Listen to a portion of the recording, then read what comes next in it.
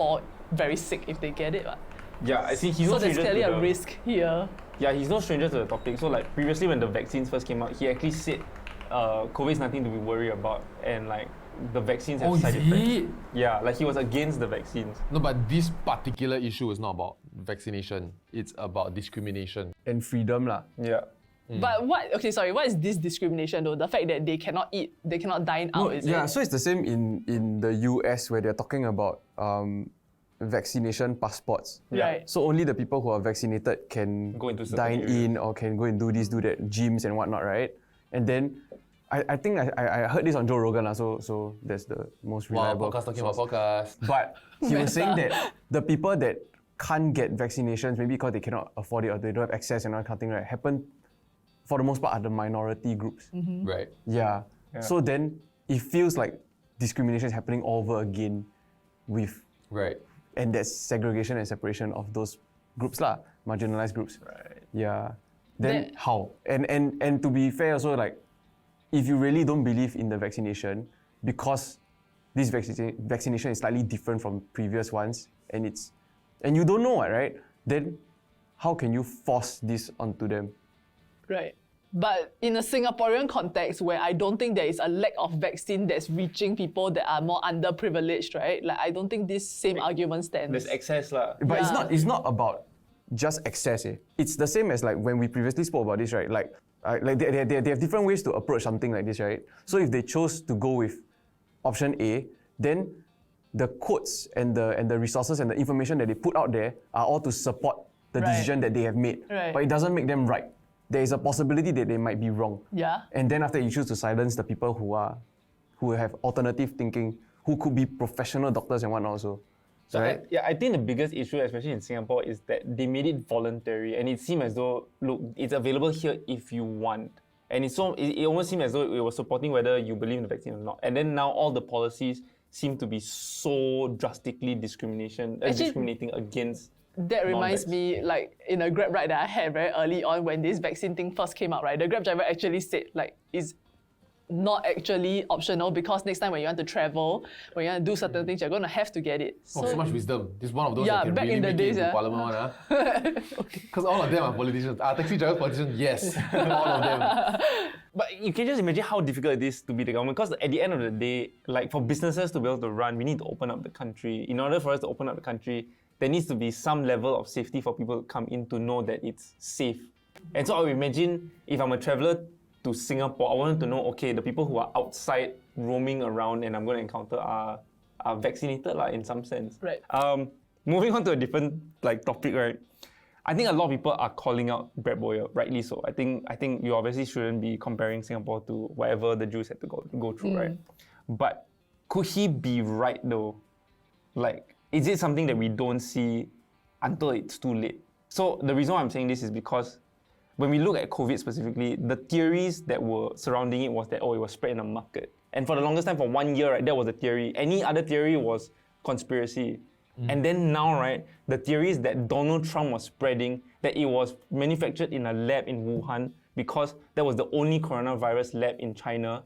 And when it comes to bats, they're all in a different region of China. Now that is the theory that people believe is true. But people were just saying... Not necessarily the manufacturer, but leaked from a lab. It was leaked from a lab, yeah. And so there's obviously things that we don't see until it's too late. Yeah, and actually Donald Trump sounded so radical and moronic because he had access to information. It's just most other presidents kept their mouth shut in their little black book. And also because he was saying other shit. And he cannot keep a secret.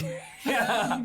Like, you remember when he talked about we'll have vaccines before the end of the year? Then he was like, F it, he's just trying to win an election. Yeah. But we really did It's out of the 2-3 things that he says correctly, he says 10 other things that are stupid, and so everyone just groups it together and be like, this is stupid shit. Wait, but is this lab thing widely recognized now? Because I remember when it first came out, right, people debunked it. Yeah. It's starting to why grow is it- again. And so Yeah. they started to say that it couldn't be from a market for all these different reasons. Yeah. But also because all the caves and where the bats are from, right, are all in a completely different region in China. And then when you look at this lab, they are literally studying and manufacturing the most virulent diseases, Right. specifically coronaviruses. Right. And so if it started in Wuhan and there's a lab there, the very funny story that Jon Stewart shared is that if there was a chocolate outbreak in Hershey, Connecticut, America, you would think it's the Hershey chocolate factory. Right. So Took me 2 seconds to really appreciate that one. Yeah. Is it But there's just because also the people cannot- military games conspiracy that the US brought it over during the military games and spread it to China. And then after that, Donald Trump come out and say, actually, it's China. Horrible impression, right? It's not bad actually, it's like almost 50%. speaking of people getting cancelled, like Brad Boyer, do you all see Nas Daily? Yeah. Like he was basically being called out by a Filipino activist / celebrity. She's like a social entrepreneur there. Yeah, that he went over to film with, correct? And then basically she recently came out with a posting, and I think the claims is that he wasn't Actually invested he in wasn't that trying story. to trying to help the situation and real issues, but instead he was just there to basically get content lah. And apparently he said a lot of derogatory things He was towards mocking the locals. and Yeah. the country in general. Yeah. It's But Nas has come out to refute the claims also though. so when he came out, right, he started saying I really didn't want to come out and tell this story. And then he started saying that she was the one that wasn't upfront about her story. Like when he went there, she actually didn't have the operations that she was talking about. Yeah, like the cocoa trees are dying, the farmers ignored it. I was starting to believe him until he went and used his friend, Project Nightfall, who used to work with him, to go and comment and just say, I can't believe this happened. I don't think he's used to work with. I think they're still. Oh, they're still working together. it's right? That's just even another. worse. Just Yeah. another channel, and then Project Nightfall was basically saying I was there too, and then after that, Nas was like, you see, another witness, I'm right. Then to Oh, me, he it was said just- that? Yeah, it's like words to those effect Wait, lah. but were there no other Filipino witnesses that came out? No, yeah. So there was this other case, right? Basically, the The tattoo artist. tattoo. yeah. So they went to go and I think document them, and then also they have a separate business which is like some kind of academy thing. Yeah, like a class, like a traditional tattoo Correct, academy. correct. So they got them to sign to become a part of that. But then later on, Whereas in Nas is the one that's owning that's running the academy. Yes. So then I think now the tattoo artist or their family or whatever is claiming that they didn't agree to this or Yeah. some shit lah. So the tattoo artist is she's 104 years old, she's this traditional tattoo artist. And then the grandniece just came out and said, don't believe the scam, do not sign up for the academy. My grandma didn't agree to anything. Oh, so using her name to get people to sign up. Join is the it? academy. Yeah. Which could be a miscom. Allegedly lah, Which could be a miscom Right. also. Yeah. Right. So I think okay, as of right now, based on all the information that's out there, it's a he said she said kind of situation for Yeah. both cases, right? Yeah. And I think it's a bit hard for us to try Pass and judgment on it. and figure this shit out. But I do, since we are in the media also, I do want to talk a bit about the ethics of the work that we do. So when it comes to somebody like him, right, and doing human stories and whatnot, which we also do, right? Like, how do you draw the line between Using whether them you are for their story or correct. helping. Are you exploiting them for content? Or But I think then in that case, your interaction with that person is very important. Like how I feel like if both parties are agreeable and then she also kind of knows what we are getting at, right? We have this common goal. And I think sometimes I can say that people don't mind being used in that sense. Yeah. Because it's I mean, she's not gonna open her. Let's be honest. She's not gonna open her house for any videographer that wants to film something in the Philippines. Yeah. She opened her house for Nas's team because she knew that there was an possible upside. Yeah. Yeah. I think there's this expectation that people have because of the reputation that Nas has built. That As a positive yeah, guy. that he's supposed to go there and help you because he's such a force for change. And I feel like that's a very unfair and a very unrealistic expectation because that's his niche, that's the content he chose to do. That's like the field that he chose to specialize in. And if you want to continue to be able to specialize in this, you need to make sure that 100 stories, 95 stories are worth watching. Right. In order to do that, you will need to be very selective with your story. And just by that alone, right, it contradicts. Are you a kind mind trying to help the world? Very generous, want to help the poor, want to help the under-recognized and underprivileged? Or are you a content creator that shares great stories? Because he can't do one without the other. Yeah. If he does if he did a video on everybody, nobody will care about Nas anymore. Yeah. And yeah, you know what I mean? If you don't have that base, then nobody wants you to cover him. Correct. Yeah. But is that dissonance, like, is that dissonance of how you have portrayed yourself in the media? It's the same thing with Ellen, right? She comes out and saying that she's a kind person, she spreads positivity, be kind to one another is a catchphrase. Yeah. And then to hear that she's unkind to her own like staff. She herself also like apparently weren't very nice to people. Like if they are not like A-listers, that kind of stuff. Right. Yeah, there were a few actresses or actors to say like they witnessed her just like not being nice to like her backstage crew and things like that. Right. And so it was the dissonance of like you sold yourself based on this person that brings positivity, and then you're not really that person in real life.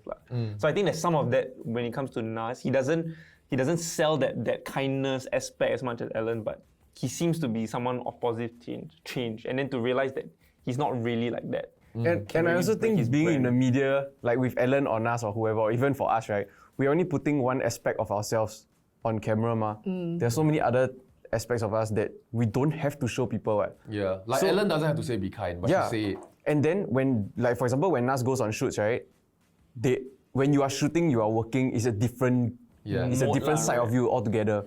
And probably that might have been the side that she saw, lor. To the I mean, she extent was probably hurt by it because they did not release the video. to They the decided extent not continue. to mock locals though, or like Ellen doesn't have to say be kind, but that's arguably what made her millions and all this following anyway. No lah. The line extent lah. be kind. But is that positivity that attracts a lot of people to her, right? No, And but it's like me going to somebody's office to film, right? And then when they show me, this is our room that we want to shoot in and blah blah blah. And then I see the room already. And then I turn to like my director or DOP or whatever. I say like, this room ugly, yeah. Like Yeah. cannot. Then the person happened to hear it. And took offense. Yeah, because they think the room nice. Yeah, It's right? not- is that on me? on camera you come across as the ass anyway. That was a joke. I'm so sorry. What's your problem? Yeah, come on, then you say something. No lah. But I get what you mean. Like Yeah. you're in work Oh, mode. water right? went up my nose. Yeah, so I'm really making a casual remark because that's my focus, ma. I'm here to Yeah. create something that this person might not understand Yeah. also. Yeah. Like the end product is that I'm going to try and promote you and your business, and it's going to be win-win because you're going to justify my effort. Yeah. Yeah, and so I need to make decisions, ma. If not, my platform become useless. So guess in some on that extent. note, right, I feel like, I mean, ever since I started working in media in general, right, when we are producing content and all that, even though, say for example, MOSG, like the content that we try to put out is like with social meaning behind it. Say for example, we feature a specific person who's going through depression, right? And then the hope is that in sharing that story, other people are able to see that and see that they are not alone. Yeah. See that what are the avenues of help that they can go through and And to know that get there's better people also. like that around you. Yeah, correct. And I think that's powerful, which is Yeah. why I love my job. Right? So, but on that note also, like, Nice. hey, you don't love your job. So, But there's a but lah, I'm guessing. yeah, but because of that, every time now when people tell me a story, right, or when I find out about a Right. interesting situation from someone else, like, okay, a very extreme example, and I recognize that it's shitty, right? Is that it's my mom the other day, she tell me, oh, I have a friend that got cancer. Then straight away, right, my first thought is like, oh, what stage? And then is she going through chemo? And then like, is Yeah. there content that we can make out of this? And then like, so then straight away I caught myself also, and then I was like, wow, that's such a shitty thought to have. Or even worse, like the thoughts that I sometimes have is like, cancer, then what's her background? If she's well-to-do or like middle class, Right. then there are enough cancer stories out there. yeah. You know what I mean? Which in Yeah. your head you're saying, this person's cancer is not special enough. But to this person, right? They're it's a suffering life lah. sentence, Yeah. Yeah, and I think it's really just because we do this, right? It's our job, right? And we are trying to get the right message out there for the right cause, but we need to make sure that whatever we create can actually have an impact. That's why we are wired to think that way, right? But, and also at the end of the day, if the impact is, or the outcome is positive, then would it have actually mattered what your intention was? You say, I'm just milking this person for that story, right? But it helps the whole cancer community and it makes a massive change. No, go on first. Huh? Why? No, I'm not you want to talk, right? Why you- You can say interesting things without offending people, right? Go ah. No, so basically when Nas first came to Singapore, right, he was trying to build a team. So I met him for coffee lah. And then during that meeting, I right, met Nas for coffee lah. Okay. Big shot. so meeting him, right, it was to basically talk about whether there's a working opportunity with him lah. So after meeting him, right, who you see on camera is obviously, Not who not he the is in same real person, yeah. life. yeah, but it was like super different. and I can understand why he might rub people off the wrong way. Right. Yeah. But you probably look at it and understand why he's successful. Of course lah, of course. Right. Yeah, but it's that law that people don't expect. And somehow it's like I'm in the industry, I understand how it works. And even then I felt it quite a bit. Right. So Right. like being in the industry, we all know that, again, like I mentioned earlier, you're trying to portray somebody that you're only portraying one aspect of yourself. So back then when I was in TSL, right, it was a super PC kind of like, everything I into, everything I very positive, yeah, good vibes and that kind of shit, right? But the reality of it I is could that always see the toxicity in your eyes. really. Help me, eyes. Oh, Yeah, shit. you gotta help me, eyes. Yeah. So like you cannot talk about dirty stuff, you cannot like make like sexual references and things like that, lah, right? But that's you. So no, but people thought that was me. Right. Yeah. So then when they meet me in real life and then I'm like quite the opposite, right? Or I'm not friendly. Yeah. I'm not very friendly, but on the show I'm like, yeah, I think I best remember friends. when we first put you on Real Talk also, all the it's true. comments were like, wow, John Paul here at Real Talk is so different from... Is it? Right. Yeah. Yeah. So like that was the stark difference, right, in the expectation. And then with Nas, right, his whole f***ing business is built on positivity. Eh. Yeah. So then if you were to meet him in real life and then suddenly you see different sides of him, right, you confirm kena like, you could Yeah. be quite Thrown taken off aback. lah. Yeah. Right. Especially if you didn't get something out of it, is what I feel. Because everyone pursues self-interest to an extent. When you have more than you need, you get to be altruistic. Not everyone gets to be. But also, end of the day, does it, like, is practicality the big question though? Because say, for example, like in art, right, the ability for them to explore what they want to explore, they have to sell all this other stuff that is actually making them the money. Comes back to passion versus money, but this is on a corporate level. Like at the end of the day, we can be a corporation that believes in something. You want to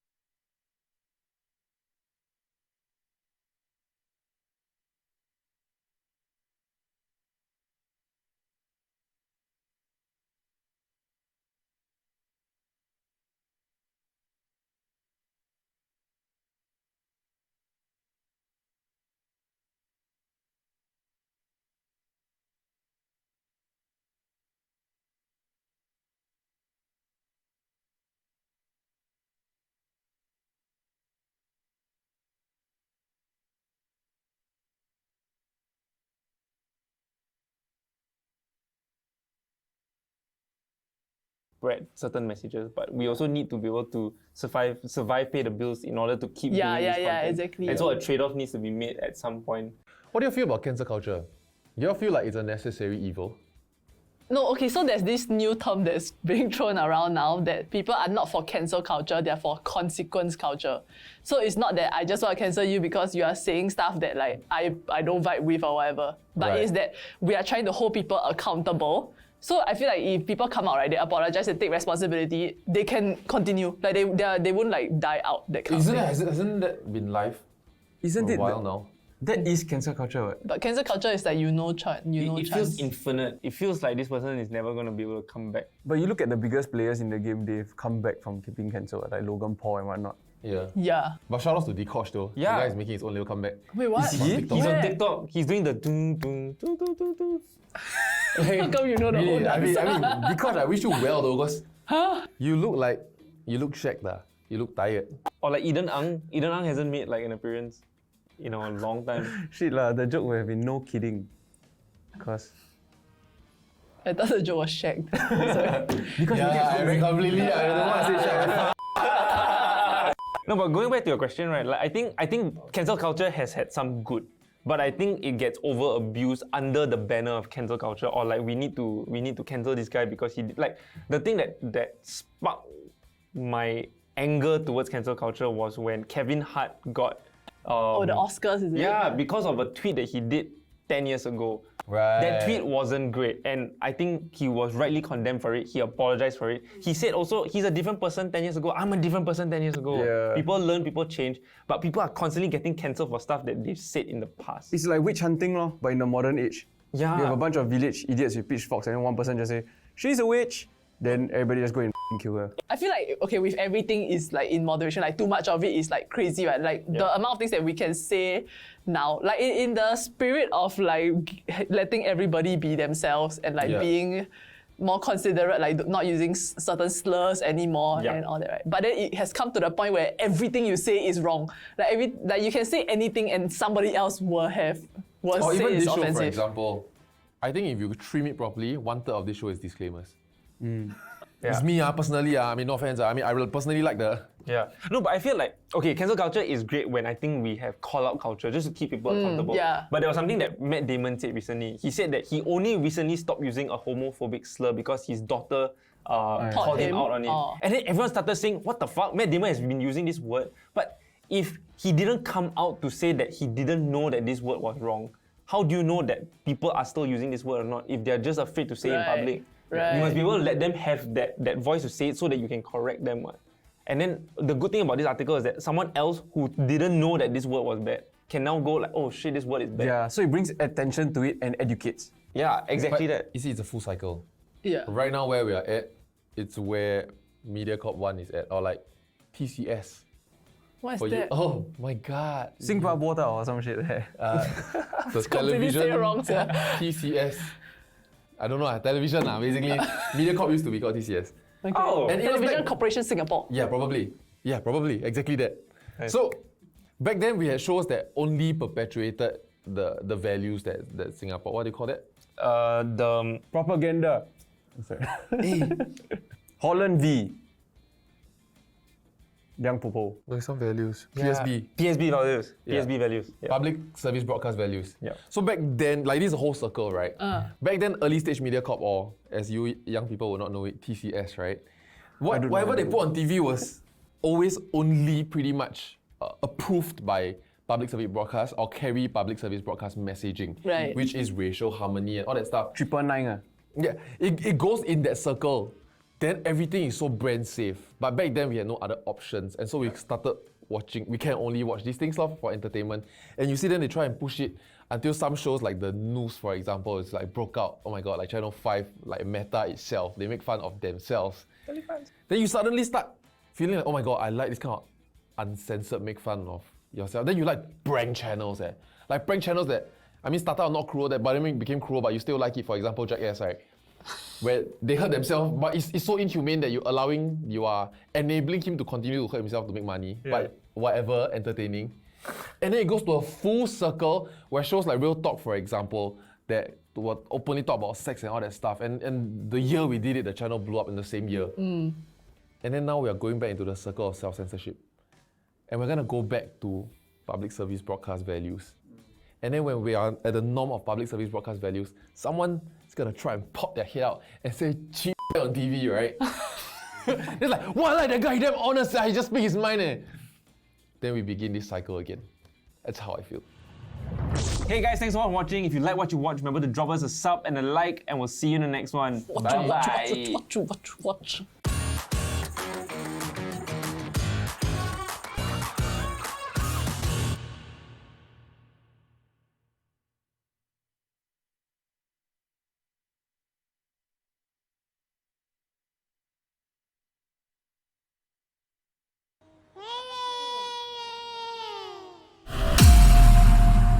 Children like Imtiaz starving.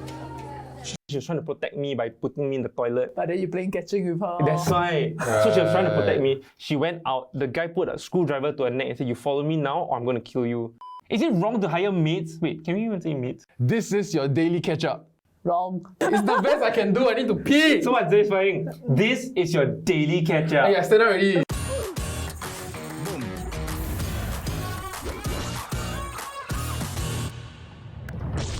Hey guys, if you're enjoying the Daily Catch-Up podcast so far, hopefully, do remember to drop us a like, a sub, and hit the notification button. Why are you always so insecure when you're I don't asking know. about? So just the other day, about 3 days ago, but if this is not going to come out in 3 days, so f it. So a TikTok came out and like news media started covering it.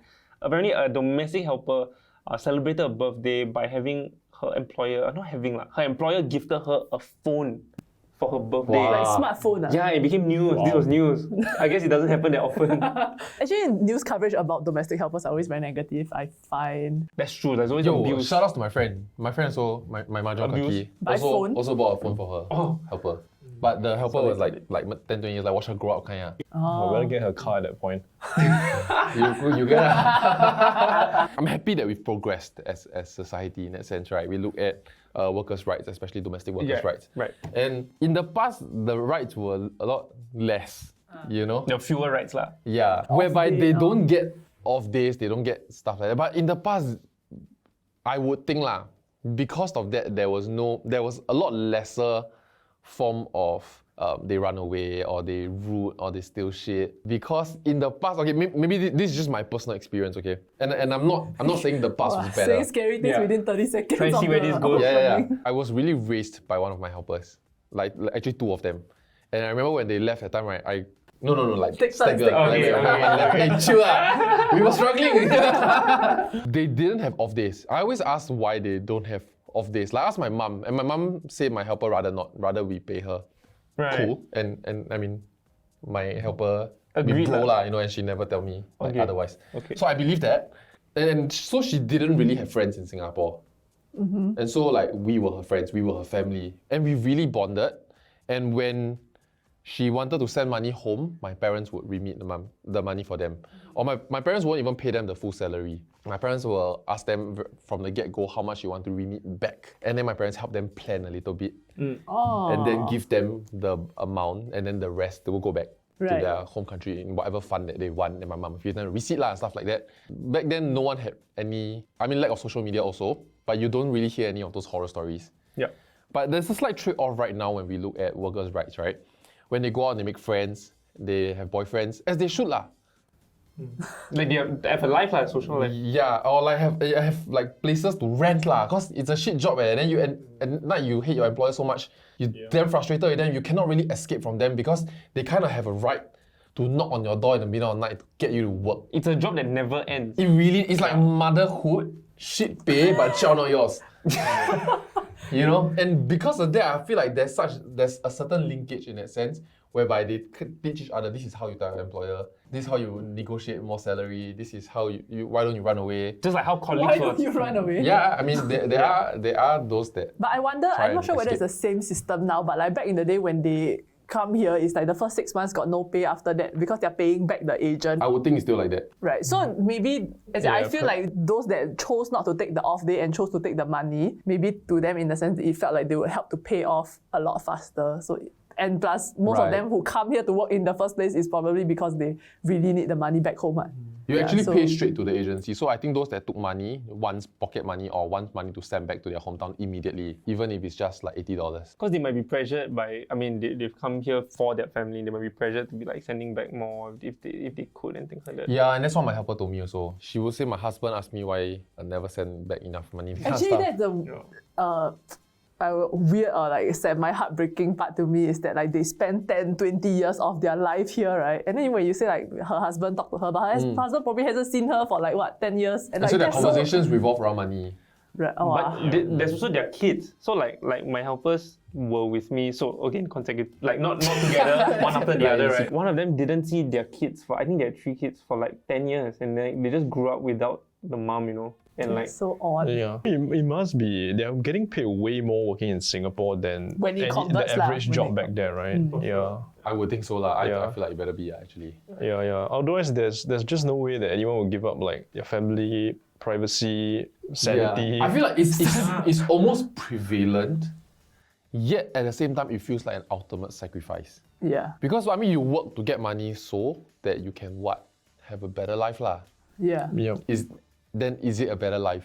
For their family who they are for that. So remitting money out, hence I feel like it's the definitely. ultimate sacrifice. Yeah. Right. because you're not going to be the beneficiaries of Correct. And yet the ultimate sacrifice is so prevalent. It's so often. So depending on how long they the helper that I've had stay with me for the longest time was 3 years, quite short comparatively to Let's your. acknowledge that we have privileged childhoods. Oh, really? I've never had a helper, so I won't acknowledge it. No wonder you want to buy a car for the helper. Don't exist. I got it.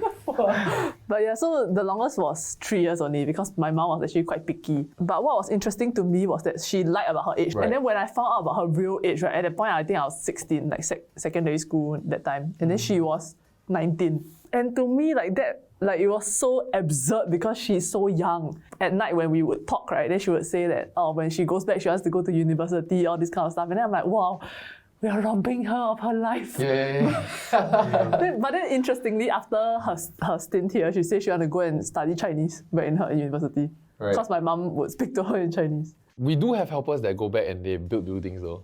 Like, Yeah. So when they go back, right, they really live a better life than us. Like, they feel sorry for us. You know, probably on the last day, like, this is the last time I'm cleaning anything, you know. One thing I always feel very sorry for the helpers who come to Singapore and work is that they don't. I always sense that they aren't really afforded the dignity as people. You know, we clearly, of course, they are like transacting with us on very different like bargaining power, right? But then the way that I see a lot of people treat their helpers and their maids and cleaners, right, it's all very, very demeaning and condescending. And that tends to I tend to feel a bit icky about that. But the one thing that sticks out to me the most, right, is that they're not allowed to eat dinner at the same table with the family. Is that the same for you I've guys? seen that, but my family was not. Yeah, like my that. family. Yeah. Why is that the case? Oh, my family was not. My family is she eat after. Because so after she cook already, right, then we're eating, then she will go and wash first. So then Right. after that, like when she's done washing, no, but as in it's not she eat our leftover, like we portion it for her. Yeah. I think the agency briefed them like this. That they should Possibly. not eat. It's like a together. basic protocol first. Yeah, lah. like, don't. Unless you're welcome to. So like I remember because my family would always welcome like my helper to eat on the dining table, and she always looks damn sheepish. Like I shouldn't be doing this. Going back to like John talking about you give them rights and then they go on and they make friends and then they find boyfriends and things like that, right? Why you attribute it to me? I was just pointing out. The first helper that I had and really, really loved her, like I call her even though like her name was something else, right? Do you That's so really love her then? rude though. No, but I couldn't pronounce it. I was like, she started when I was like age 0. Right. Also another helper after that, which lasted like a decade and more. So loved her a lot. Love my helpers. In case they're watching. Get onto the story. They recently texted me on Facebook, so I think they're watching. Yeah, both of them actually. Anyway, so right, the reason why she had to leave us, because I think if she didn't, she'll probably still be with us, was that she had a boyfriend and then she had friends and things like that. And so I think the boyfriend was with her for like 2-3 years, and then it started to get ugly. Oh. So then I was just starting to smile. these guys were quite violent. This is in Malaysia, by the way. I'm Malaysian. Yeah. I grew up in Malaysia. And so I remember at school holidays, I'm a nuisance. I wake up early and I just don't want to sleep and I don't want to listen to anybody, right? No one's at home. My parents are working.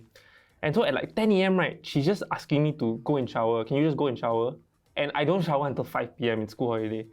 I don't shower at all sometimes. So weird detail.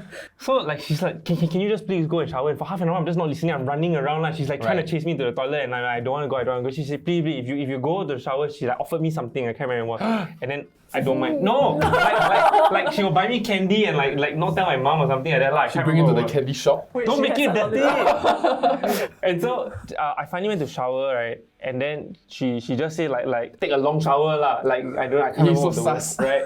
I came back, right, and she disappeared. Huh? She wasn't at home. And so like I thought of nothing. This is again like 11 a.m. right? Wait, but usually when she goes out, she will tell you, is it? She will tell me either she's going to the shop, she's buying lunch, or she's going to a friend's house, which is the helper on the opposite side of the road. So like she has so many friends, right, that when they talk on the phone, right, I would like just come on, I knew their names, like Rose. And, I just be like, hello. And then they'll be like, oh my god, you sound so big already, your voice so sexy. I was like, yeah, But you made this part up. Yeah, the sexy part was made up. So she disappeared. I came down and I just thought, okay, this maybe is just weird lah. So 11 a.m. right, and suddenly it's like 3 p.m. Okay, I have food, I can eat, I'm fine. It's 5 p.m., it's 6 p.m., 7 p.m. My mom comes home and says, hey, where is she lah? I said, I don't know, she probably went to a friend's house or like maybe she went to buy food, nothing, but we can't contact her. I don't think she had a mobile phone at that point of time. It was like 12 a.m. and we realized, what the fuck is happening? Yeah. So then, because I knew of her friends and I had their phone numbers in the phone book, I started calling them. Phone book, wow, throwback. Because really this is a long time ago, there's no mobile phones. I mean, there were mobile phones, but it's not like common, right? Yeah. And so I went to the phone book and I called Rose and I said, hey, like, have you heard from her? Like, no, we never heard anything. And so it suddenly gets to a point where we call the police. They say you can't file anything until it's 24 hours. So then, okay, we're still panicking. We're now calling more friends, finding out what's going on, right? 24 hours happens. We still haven't heard from her. After 24 hours, one of the friends suddenly calls us and say, okay, we weren't being honest. I think we know where she is, but we don't know where exactly. Basically, they heard that like, again, like the story is a bit muddled, but I think like they told us that she and the boyfriend were having a bit of problems, and so maybe the boyfriend came over. And so now we have a problem. We don't have his phone number. We don't have his name. We don't know how he looks like. But anyway, we tell this to the police, and then they go off, and then they do some investigation, which never turned out to anything lah. We never put money. I cannot go back now. Then we tell the Philippines in embassy also. They know, but they also can't do anything because it's the police job lah. So we go 1 full month, right, where we haven't heard from her. We are still calling her friends, seeing whether she's heard from anything, looking in the mailbox whether there's any sign of ransom or whatever. At this point in time, my parents are not even letting me take the school bus because we don't know whether I'm also going to be kidnapped. Like we're pretty sure that assume that she got kidnapped. We're pretty sure that she got kidnapped because she didn't leave. She didn't take her passport. pack her shit. Her clothes are all at home, and she doesn't normally leave. Like we're family. Like we're really really close lah. Right. So it's really really odd. And so after 1 month, right. My dad suddenly gets a phone call in his office just as he was about to leave work. He picks up the phone, right? And all he hears is, "Sir, my address is you have like half an hour.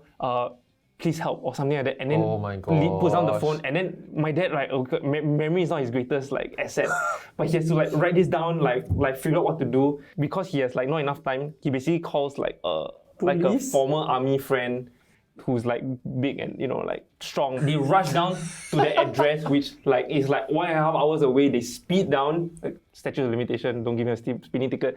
They speed down, right, and they basically come to this compound. It's a really like rundown area. He's like shouting, like, where are you? Where are you? Shouting her name, right? And after 10 minutes, he sees her running down with like a gag and like rope marks and shit, right? And enters the car and she just says, drive, go now, go now.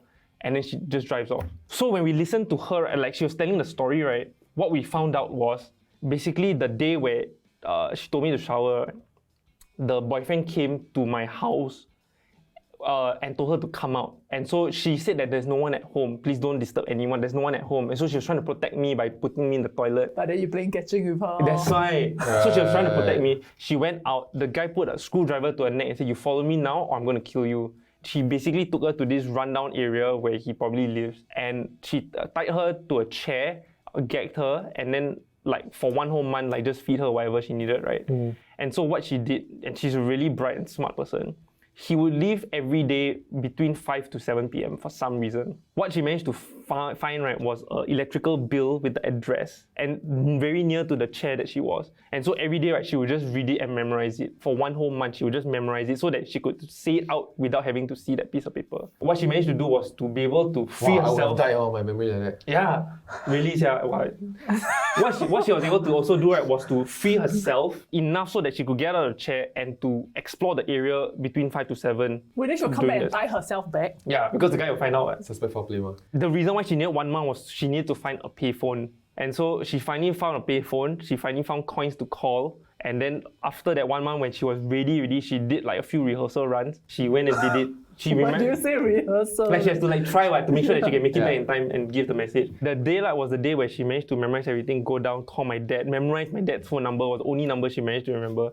Call my dad, give him the information, and just hope and pray that we haven't given up on her. So like that day, we basically brought her to the Philippine embassy, told her to like we really like sent her home straight away. But she wasn't injured, right? Like when y'all rescued her. I remember seeing her in the embassy before she flew off, like, and she looked fine. Wow, what a goodbye though. Cry like mad. Like to me, like she was gonna be part of my life forever, kind, you know. Yeah. And then like this was the weirdest goodbye. I feel like MediaCorp would pay for this story. It really feels damn surreal, and I still can't believe it happens, yeah. And this was like long, like 2002, I think. So how many of your helpers, I mean, sometimes helpers give problems lah, right? Did they get kidnapped or not?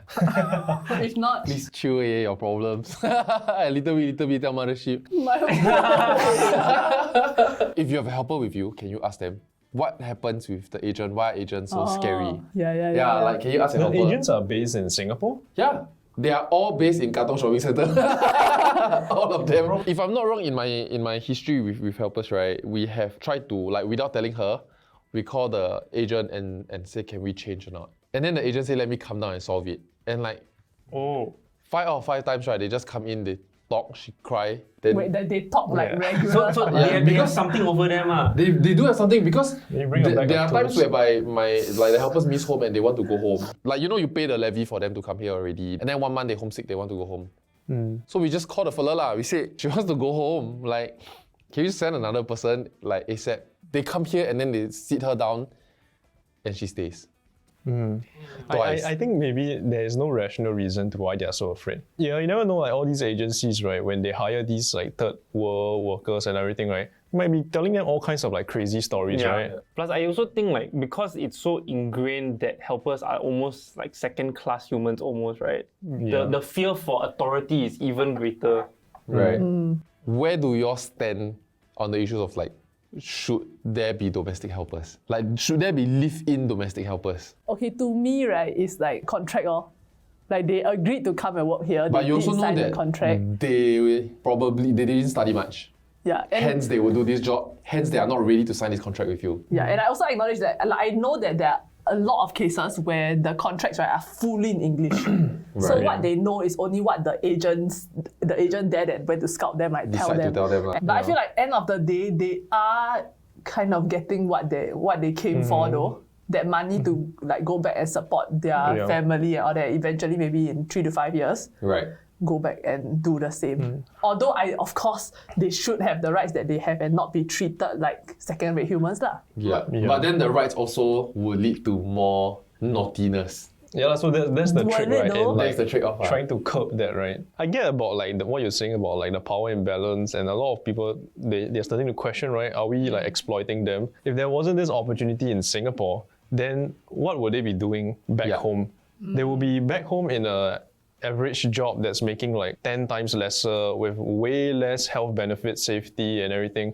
So when you look at it from that perspective, right, them coming to Singapore is actually a very rare lucrative opportunity for them, right? It's just that as Singaporeans, as people in the first world, we don't evaluate them based on their standards back home.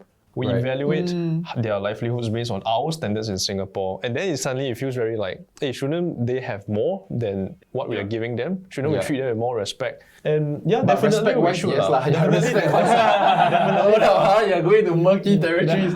Definitely we should treat them with more respect and dignity, right? Yeah. Jumping on that point, I feel like it's okay to have domestic helpers because as in that just hinges on you not being a shitty person to them lah. You know what I mean? Yeah. I feel like if there weren't so many like helper abuse stories and all that, would we be asking the same questions of whether we are exploiting them? So I think my take, right, is that honestly it comes down to a lack of job scope. It is not accurately put down what their job KPIs, description is. Yeah, because the reason why people take advantage of helpers, right, is because it's not clear what they should be doing and what they should not be doing. So they think that the helper is here to do anything they want, and if they don't do it or they don't listen, then they're doing a bad job. So like, whether they're supposed to be cooking, cleaning, taking care of the kids, or whether they should be doing other stuff like if I need to pick up something from here, Or you clean also your need friend's to go. house. So then they get taken advantage of in that sense because there's no clear job scope. They don't have the power when they talk to their agent about this is my rights and that kind of thing. And then so they come in to hope like and just do They anything. just don't have the platform to say this is my rights. But to me, I feel like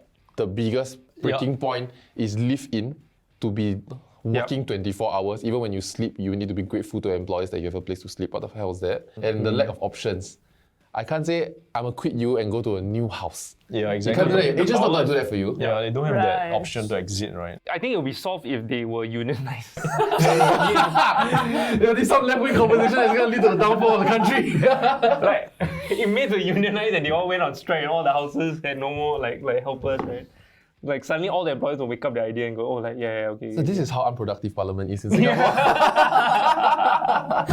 You know, like you're talking about unions, right? So there are several activists, ignited him. activists like organizations who do fight for these migrant worker rights. Like I believe they're called TWC2 or something like that. Yeah, a lot of them I think they do very good work. They really do like fight for the marginalized people. But then at the same time, right, they are pushing for red blanket laws, right, to protect all the migrant workers in Singapore, which is like coming up to like hundreds and hundreds of thousands, right? The problem is that when you have more and more of these laws, right, it will actually go in the direction of increasing the entry barrier for new migrant workers to come in, right? If you have to pay a certain wage, if you have to increase more standards requirements, that means that the unseen costs, so to speak, are the people at Myanmar and Philippines and Indonesia who go cannot to get a their job, immigration center and get rejected. But we don't see them in Singapore, right? All we see are the people who are already here and getting their wage. We were talking about like the power imbalance, right? But I think the important thing to remember is that the power imbalance is not the fault of Singapore. It's the fault, in fact, of the developing countries who are like impoverishing their people, right? But Singapore, by our virtue of like getting richer, I know it sounds very controversial, but we're actually giving them an opportunity, you know? Yeah, no, exactly. I get it. We are in fact actually giving them an opportunity. We're actually redistributing that income of the richer country. Yeah, exactly right. Exactly right. No, so going back to your point about whether there should be this convention that a human being is living in your house and like working 24/7, and whether that should be allowed or not, right? There actually have been new like schemes. So like I think just recently, a scheme has been approved fully after being on trial for like, I think 4 or 5 years in Oh, it's Singapore. on trial, I didn't know. Yeah, it was on trial since 2017, but basically having working hours? having part-time helpers. So they stay in like either the agency or like in a facility, then they work at like different houses. Right. It's basically like how the migrant workers work, as in like the construction workers. Yeah. Essentially, yeah. But so then they, Is that better? I don't know. We're getting to the point where even construction workers sound demeaning, right? It's like, but that's the word for No, it. you call it know a what I mean? construction worker. Yeah. Actually, I want to, you all can choose not to include this, but I actually have a bit of a pet peeve, you know, about the term like domestic helpers. Because Why? I feel like, right, Chief household we used to technician. call them maids, right? But now we call them domestic helpers. But then this shift in terminology, right? Who is it actually helping? No, I completely agree. Is it helping us or is it helping the workers? It's making us feel better maids, right? about The ourselves, maids I could guess. give less of a what you call them, man. Honestly, seriously. Okay. No, So it's more of like we are I'm trying to make completely ourselves with you feel on better that. about it. You know? It's we created a word for something, Yeah. and then we own self tarnish that word. Then we decide, let's all use this word. This word's dirty. What the hell's with that? We're guilty about like I just hiring thought about them, that so we shit. try to bullshit ourselves, right? So, are you against having a helper though? Next time, when if let's say you got children, when you get a helper. My household is always very small, right? It's just my yes or right no? now my mom and me, right? So I've never needed a helper, but I can see why some people they would have you? babies, they want to have helpers. I can understand that. So would you? Yo, this guy is ready for politics, eh? It's like stepping. Would I have? Like imagine you and your wife are both working. Then you have like 2 kids at home. As much as possible, no. What Why? makes you against having a helper? Is it about the you want to virtue signal, or you just get to steal your shit, or No, it's not about virtue signaling. I think first of all, I do value the privacy, the home privacy, right? Second, I mean it's just like I feel like my values is that like how you clean up after yourselves, unless of course it's no, like right. So let's say you have a girlfriend or your future wife. Do you have a girlfriend? Yep. Okay, I mean, yeah, doesn't matter actually. So one day you have a child together, right? You would ask her to stop working, or you would stop working to take care of the child, or you would pay $1,300 for infant care a month, or one of you retire, or you get a helper. Probably I won't go all out and suddenly get like a full-time helper, but I will get outsourced the work a little bit here and there. So you pay infant care, for example, Probably. which is $1,400 a month, which is twice the salary of a migrant. How much is it? It's about 1,000, 2,004. Wow, so lucrative. I mean, you all know by now that Pat and I are trying to start a family, right? And I had to sit down because we are not as fertile as we hoped. So I had a lot of time to think about, do we really want a child? So like, there's a pros and cons list. Then I realized the upside of having a child is empty right now. There's no upside. There's no happiness. upside that exclusively having a child can bring. There's like happiness. I mean, a lot of things bring me You happiness. mean until a few years later? Until maybe their revenue yielding in 21 years right? But in Singapore, you have to study until like 27, 28, right? So like you yield revenue almost 30 years later. And so then I realized that since there's very little upside, and there's evidently a lot of instant downside.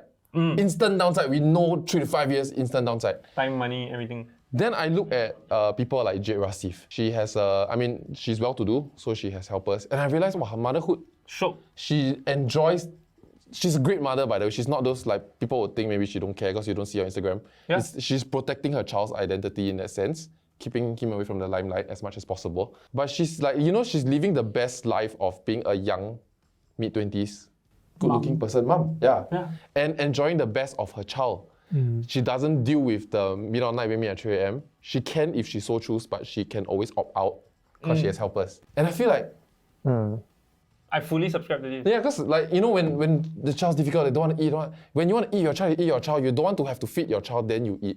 Maybe some people find a lot of joy in that. Like maybe once or twice when I do it with my godchildren, love. If I have to do it every single day, I'll be like, maybe it's scared me. If someone is, for example, him in future, like he thinks of like just outsourcing all the tougher parts of child rearing, and then like the time that you spend with the kid is like playing with the kid. That kind of thing. Essentially, you won't have the authentic experience with your kid. Is that what you're saying, right? But what are the trade-offs of that? If you want to have less work to do with your kid, then you need to sacrifice some of that personal time, I guess. Yeah. Right? I had this period in my childhood, right, where when my mom comes back and I'm watching TV or I'm playing something, she gets upset at me. Because she feels like, why you got time and then help me housework? To the point whereby I even told her once, or I once articulated it to a family member, it's as though she cannot see me just happy. Yeah, it got to the point we were fighting all the time. And then when a helper came actually to take care of my grandparents, but they also do the chores, right? Then my parents and I had the best relationship. We came back, she asked about school, I asked about work. We talked about my girlfriend already. And it's quality. We don't come in and be like, what are you doing? You do homework, Why are you watching TV? Why are you not sweeping the floor? Yeah. I work whole day, I still need to come in and do housework, All that friction, which also part of motherhood. Just got and no one miss it, lor. Right. Yeah. I think at the end of the day, right, like it goes back to what do you define as good parents? If being with your child and taking care of the household and like doing all these different things, spending 100% of the time with them equals being a good parent, then what you don't see is the built-up resentment such as that. Or like, if you have to go through the 3 a.m. diaper changes, how can you be with them at 10 a.m. and be at your 100% to really spend a You start great day getting with frustrated at them, You feel like you're the source of my unhappiness. My life has changed to shit because of you. Okay, calm down. So like maybe good parenting, again, I think it's very subjective, could be about being there for the moments that matter so that you outsource all the other moments that are slightly more negative. But if you ask like a tiger mom, I guess they will be like, take outrage at that, right? They'll be like, you need to be there for every moment. You need to, if you don't take care of it yourself, you're not like really like taking fully care of them. You're not a good mother. Okay, later I go ask my mom. That's like saying C-section doesn't make you a mom also, right? Because you never push through your veg. My mom insisted on giving natural birth. She would give birth to me 17 hours. I stuck there. Then the doctor had to vacuum my head. Oh boy. Okay. Thanks for watching. But I think at the end of the day, like to me, I feel like the issue with domestic helpers lies with you just not being a shitty person. I think that's just the end of it. Agreed. So this is the last episode that we have Donovan with us today. We'd like to thank him so much for joining us. Thanks, Don.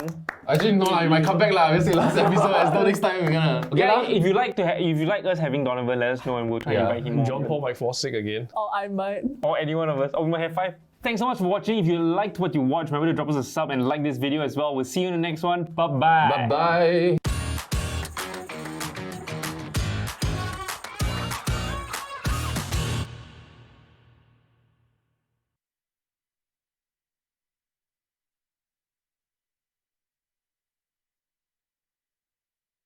Introducing Grammarly, a digital writing assistant that you can install easily on your browser extension, phone or iPad with 2 simple clicks, and it works seamlessly across all your commonly used platforms such as Google Docs or Gmail. The free version will provide you with basic grammar and spelling suggestions, but upgrading to the premium will provide you with much more in-depth writing feedback. Grammarly has also been a massive time saver for my school projects and replying to emails, helping me tremendously for my reports, checking for plagiarism, as well as making me sound more professional. My very own writing assistant, Grammarly, would automatically analyze my text and suggest to me how I could make my writing clearer, making my lengthy and often repetitive sentences more coherent and effective. At times, I can spend an I feel like even if I bought 1,000 Bitcoin, right? At $1, right? When $2 I sell it. I make 1K, like woo! I would have definitely I'm the best investor in the world. Do you also have your life savings in Dogecoin? This is your daily catch up.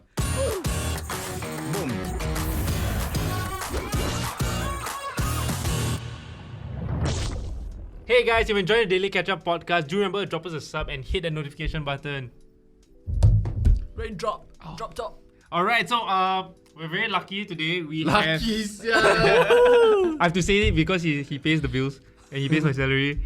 The man who I would say is responsible for John's entire career that you've seen today. How dare you? It's Mr. Jackie Yap, co-founder of Gravity Media. Hi, boss. Hey, thanks guys. Thanks for having me here. I'm so excited to be here. He's also the founder of Vulcan Post. If you guys read Vulcan Post, He's also a very big fan of this show that he produces.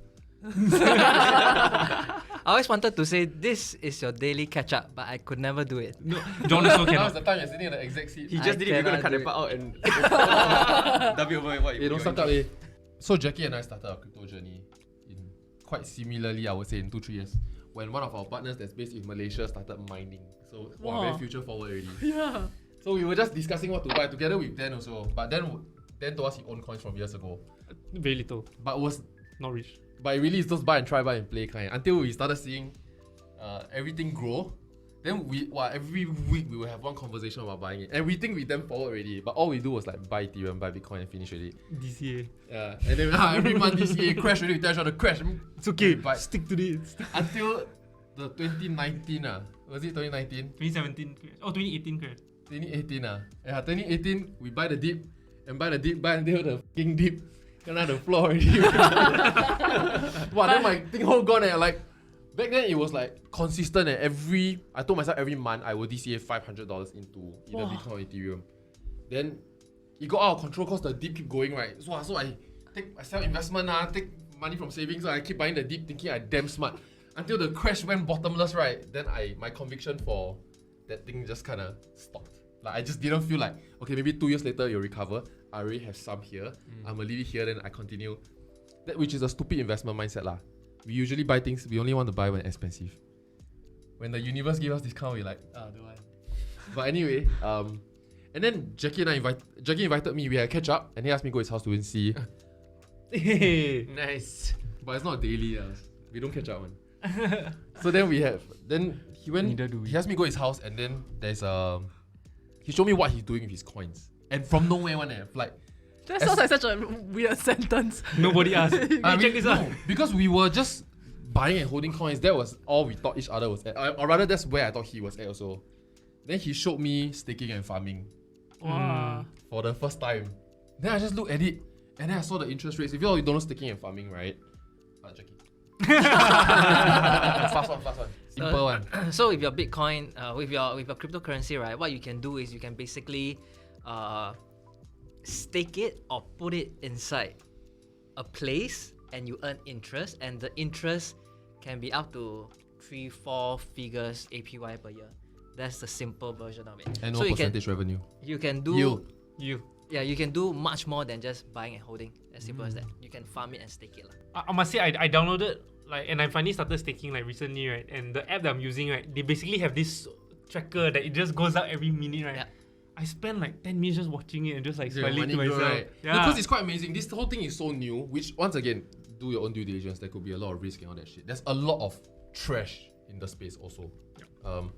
But then when I saw the farming and staking thing, and then I saw the returns could be like 26%. Then I'm like, why are you putting all your money into all these fucking scam sites? Because like you can get 7%, like dividend yield you 4%. You're like, oh my god, I need to buy more, you know? Yeah. Then there's this thing that you just take then they just give you 26%. It's too good to be true. Or the lousiest one also 8%. Then you're like back then now it's dropped because more people are staking and farming already. But back then when he showed me for the first time, then I'm like, okay, there's a lot of things to do. And then we had this phase whereby like between business partners we're like, we need to enter the space, but what? And then we don't know. Then it's like there's a lot of use case. He just keep telling me there's a lot of use case. Then I'm like what? Then it's like I couldn't answer. but I cannot answer.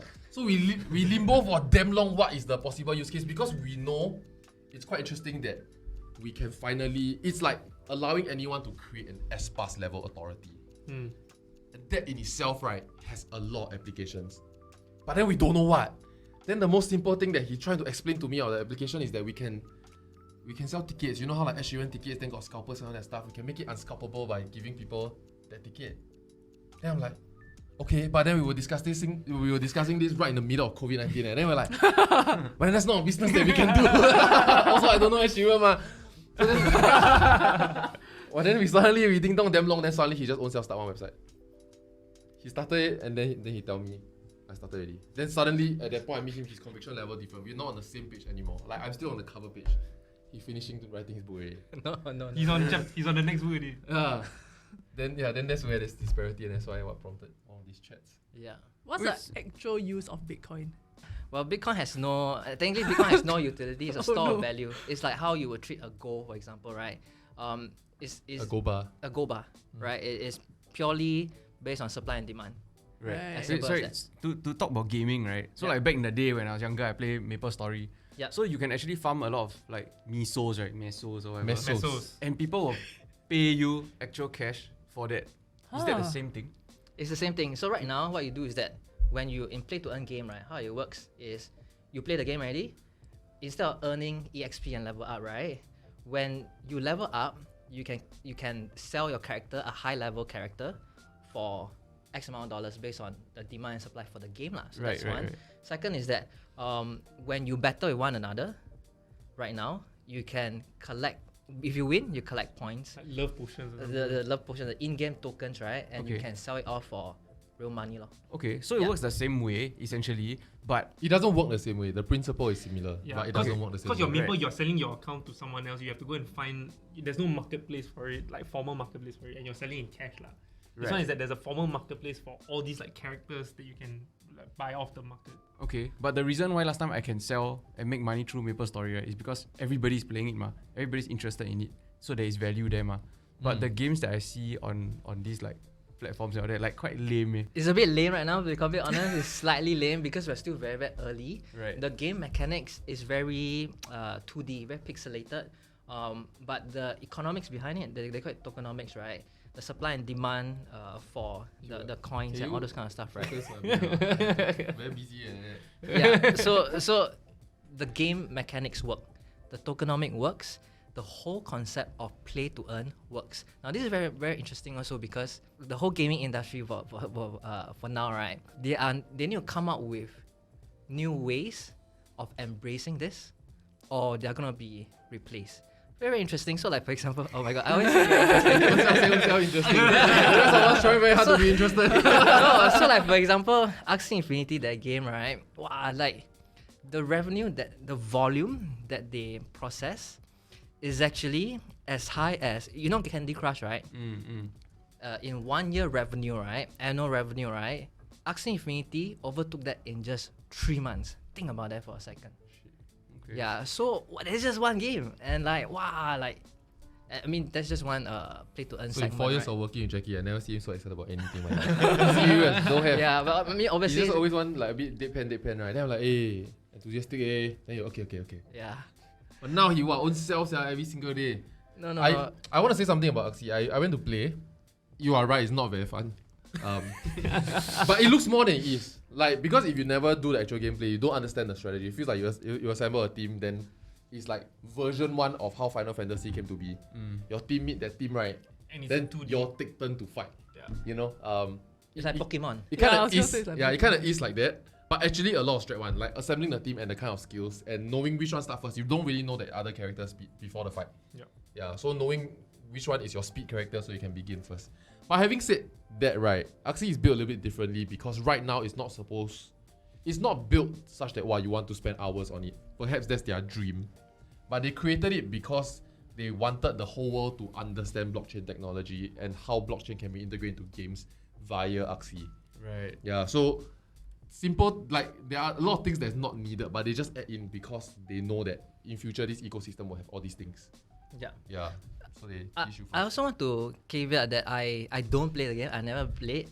But the whole idea, what attracted me to this whole blockchain thing, right, is basically with blockchain technology, right, existing industry verticals are being disrupted. So other than play to earn game, right, which is going to blow up in the next 2 to 3 years, right? Okay. There are other verticals. For example, let me just give you an example. You know Spotify, right? So the problem with Spotify is that A bit condescending when you say that. so sorry. Hey, I love you, Spotify. Like, you understand English, right? Yes. I'm too excited already. But for Spotify, right, what happens is that the problem is Spotify is centralized. Okay, so what happens is that you have a lot of artists there, and then hopefully you have a lot of streams, and then you earn a cut. The cut that reach them is probably 5%, because if I pay a monthly fee, right, you need to go through the visa marketing, all this kind of stuff, right? So in the blockchain world, right, there's actually a decentralized Spotify. They do exactly the same, but they provide tools for artists to onboard their fans, to onboard their artists, to onboard their album and songs, to create NFTs for their followers, and followers can just subscribe straight away to the artist, and all the fees are given directly to artists. It's a bit more fair, lah. It's very fair, correct. But how does that company make money? They take a very small cut. So it's not all the fees, lah. It's not the fee. So that's the thing about a decentralized platform. In traditional world, right, it's very inefficient because a lot of middlemen. Yeah. In decentralized world, there's only one person, which is the protocol itself, the project itself, which is they probably take like less than 1% of a transaction fee, right? Majority of it will go to the artist itself, and this company, this project, right, actually is growing very, very fast. They have probably like 5 million monthly. I'm not too sure, but 5 million monthly active users right now. It's a very small fragment of Spotify's MAU, right? But it's growing very quickly. A lot of artists are moving there. So a lot of traditional companies, they should be very, very worried. So I think this is just an example of why I'm very excited about this space. Are they called Audios? They are called Audios, correct? You can check it out. Very, very interesting. Yeah, so this blockchain just allows new ways of it disrupt the traditional guys, lah, basically. Right. He's really geeking out there. So I'm just gonna slice through a little bit of that with some of the statistics that you mentioned. So like Axie Infinity, they've got 1.5 million daily active players. Whoa, shit. They're on track to make $2.7 billion this year. Last year, like Candy Crush made about 1.5 million, so it's about almost twice that amount. Yep. It's quite crazy. Billion. But also caveat, Candy Crush not very popular right now, lah. Well, their revenue has been increasing ever since. Like they haven't had a lower revenue than the previous year. Yeah, my mom still plays it. My mom too. Yeah, right. Hey, I know someone else who's playing, but it doesn't matter. And also, I think like going back to that whole thing about gaming also. Like I remember reading a quote recently from this like top investor in Silicon Valley where she was saying that before this, I think like the benchmark was like in 2 to 3 years time, traditional gaming developers will start making play to earn NFT games, right? But she's seen that like timeline accelerate to like 6 months. Yeah. Because there's just so much money. I mean, there is money to be made in some sense, but the direction is moving towards play to earn gaming as well. And so what we'll see is that right now you have blockchain and crypto experts who are making the games. So that's why the game is not quite there yet. But the blockchain is sound, the tech is sound. Yep. So then you need to get those who are really good at making games, great to looking come on games, board. to come on board, partner with these people, and then you have like. Because like there's new games like I don't know if you guys heard of New World. New World just came out, right? It's an MMORPG. It's fantastic. It's a huge. It almost is like a metaverse within this like realm, right? But nothing is crypto related to it. You earn gold, it will just disappear if the game decides to crash. Yep. You spend so much time crafting all these materials, clothes and everything. It just disappears if the game decides to crash. So like it's very interesting how like NFT comes in. Let's dial it back a bit, right? For like the understanding and the need for cryptocurrency. One of the stories that really got me thinking was that, and this was like, I read this maybe 1-2 years ago lah, so could be an overly used thing, right? But in countries where they are experiencing hyperinflation, right, and a very corrupt government that is printing money without accountability to its people, right? There was this country, I think it's Zimbabwe, that when they get their salary, they have to spend it immediately. So they go and buy bread, they go and buy supplies, right? Immediately when they get their salary, because if not, they know inflation happens on a daily basis. So then they can buy less bread tomorrow than today. And so because of that, and they have no other choice, there's no other currency they can kind of swap to in that sense. But because of blockchain technology back then, even now, they can then, take their salary, and you don't want to spend it all at once, you don't spend it all at once, you exchange to crypto. Yeah. Why can't we exchange to USD? It's not as easy as for over there than over here in Singapore, because you will require a bank, for example, in which banking services is not available for everyone. Yeah, and so you lose, a lot on that. Plus, it relies on that bank supply of USD as well. Whereas this is like you connect the internet. So that was one of the first, like many of these was like some of the first few use cases I saw of like why do we need cryptocurrency? Because in Singapore, right, to be honest, it doesn't feel that necessary. It feels like investment because crypto can 3x, 5x, whereas you go to the normal stock market, you do 20%, you did damn well, right? And so that's what attracted, I think, many Singaporeans or from the developed world into crypto. But whereas for other countries where they're dealing with hyperinflation and corrupt governments and bad money management, it's a matter of survival for them. So I have two questions for this, okay? One is to do with blockchain itself, because at the end of the day, the whole reason why crypto exists and it works the way it is because it is blockchain technology that it's riding on, right? So, why does blockchain prevent that from happening? Like, how is it different? Right.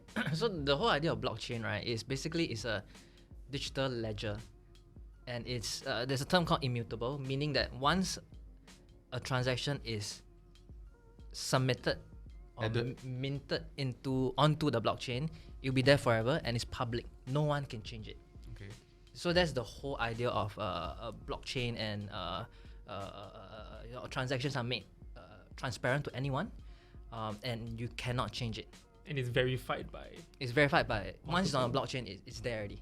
Yeah. So is that transparency that gives this whole system like a form of legitimacy? No, so there's pros and cons, right? Once again, in Singapore, we don't really see it because our banking institutions are solid, right? And like there are bankables in Singapore. There are many people around the world where they cannot even open a bank account, or they cannot get any form of credit rating to start a loan or for example, whatever it is, right? So to answer that question to the point, right, is that there are banks that, for example, will charge you transaction fee where you cannot decide. There are banks whereby their data can leak and you have no say. They can also just jack fees or close down and lose your money in that sense, because everything is written on their one book in the hypothetical database, right? In which their database is they control. Okay. Yeah. Whereas in blockchain is not controlled by that one person. Also, it's not that anyone can decide to jam up the fees, for example.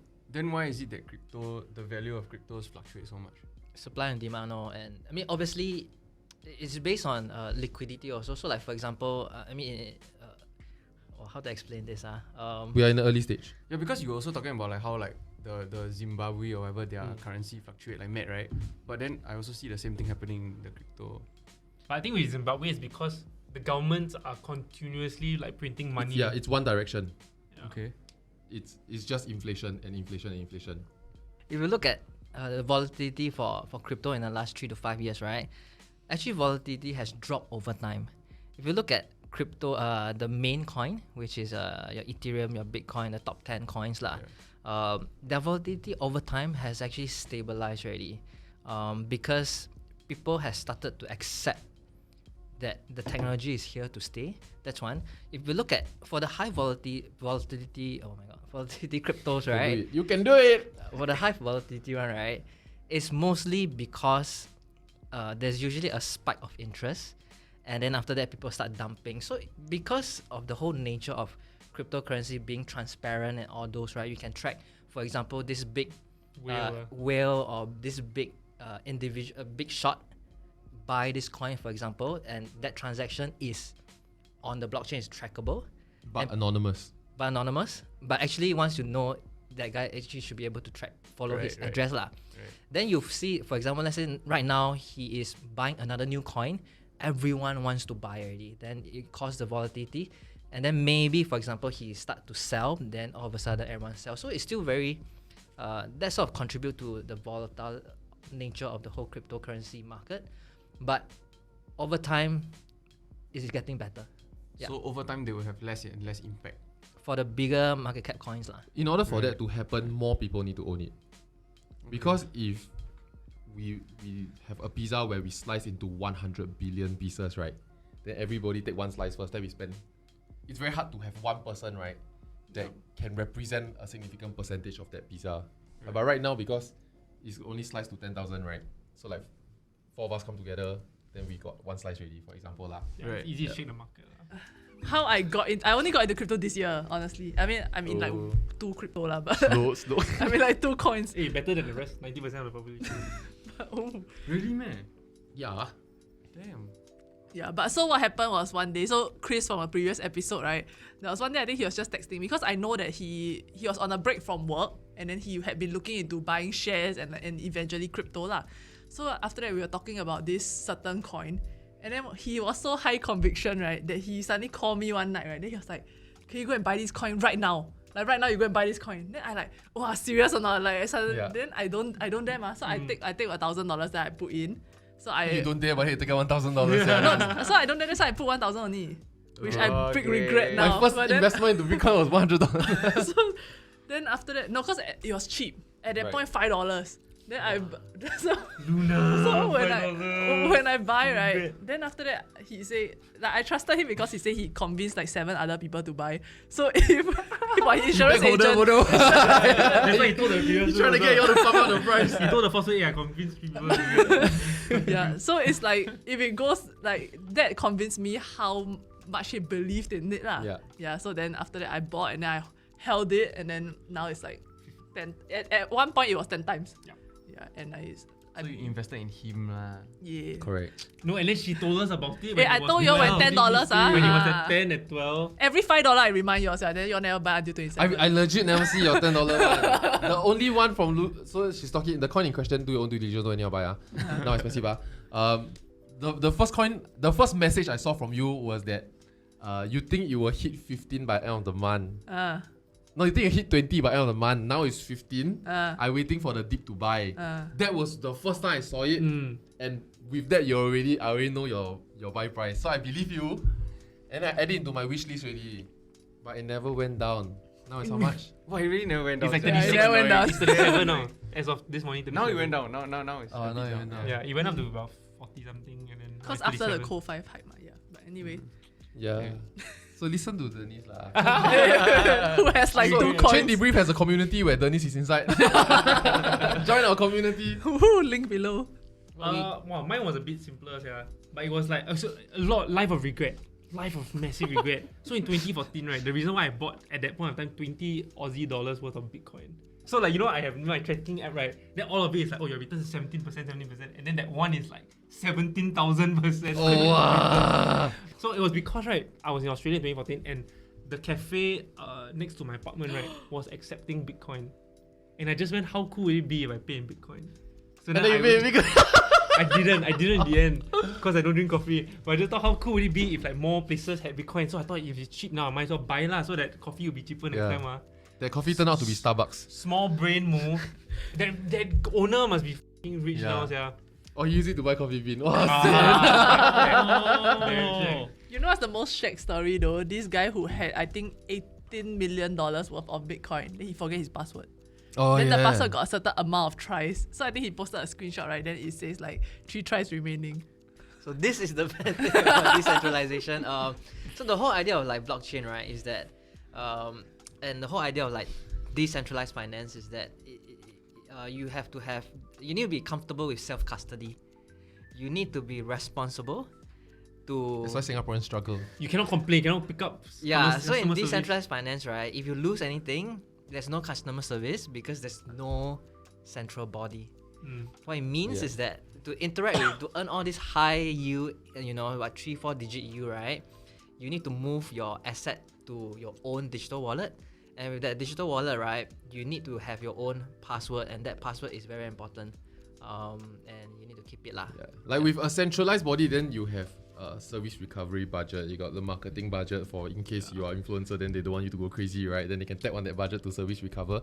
This one is like really don't have. And I kind of realized how big a deal it was when I created my first like hot wallet on MetaMask. MetaMask, yeah. And then they say, okay, this is your Seed phrase. This is your seed phrase, which is like 20 words, 10 words. 24. 24. Random words. Like 24 random words that you must remember. So you must write down, you cannot. So they ask you to take a moment to write down before you press next. So I just copy it and paste it somewhere, right?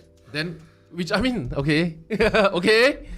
Then after that, I press next. Then they say, are you sure you have written it down? Then I press next again, right? They test me. They're like, wow, this guy really don't want me to forget. Yeah. Why can't he? Because in a centralized world, they want to get your email, they want to get your name, they want to get your date of birth and your gender ASAP so that they can send you marketing materials. This one, they are no rush. They want you to really write it down. Then you realize, okay, No, but so you copy and pasted electronically, I will not tell you where I pasted it. but people will now hack you for it.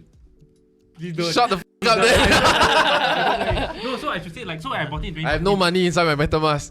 When I bought it in 2014, right, I was also damn weirded out because I never had to do this before, right? So at that point in time, I think it was only 12 words. And so I wrote it all down and then I couldn't remember where I put it. So then in 2017, when it was rising right before the crash, right, it was rising, I was like, oh my god, I have Bitcoin. Let me go and check it. And I couldn't find it and I tried to log in, I couldn't log in or anything, right?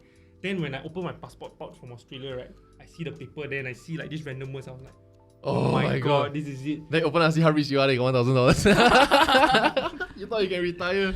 $1,000. Yeah, I was like, oh, okay lah. But you know what was the weirdest? Like what is it called? KYR know your customer. KYC. KYC. Yeah. So then you have to video call, then show your IC, all that. Then I like, wow. Where is your crypto conviction coming from? What do you see in the future? You always tell me crypto is the future, right? Why?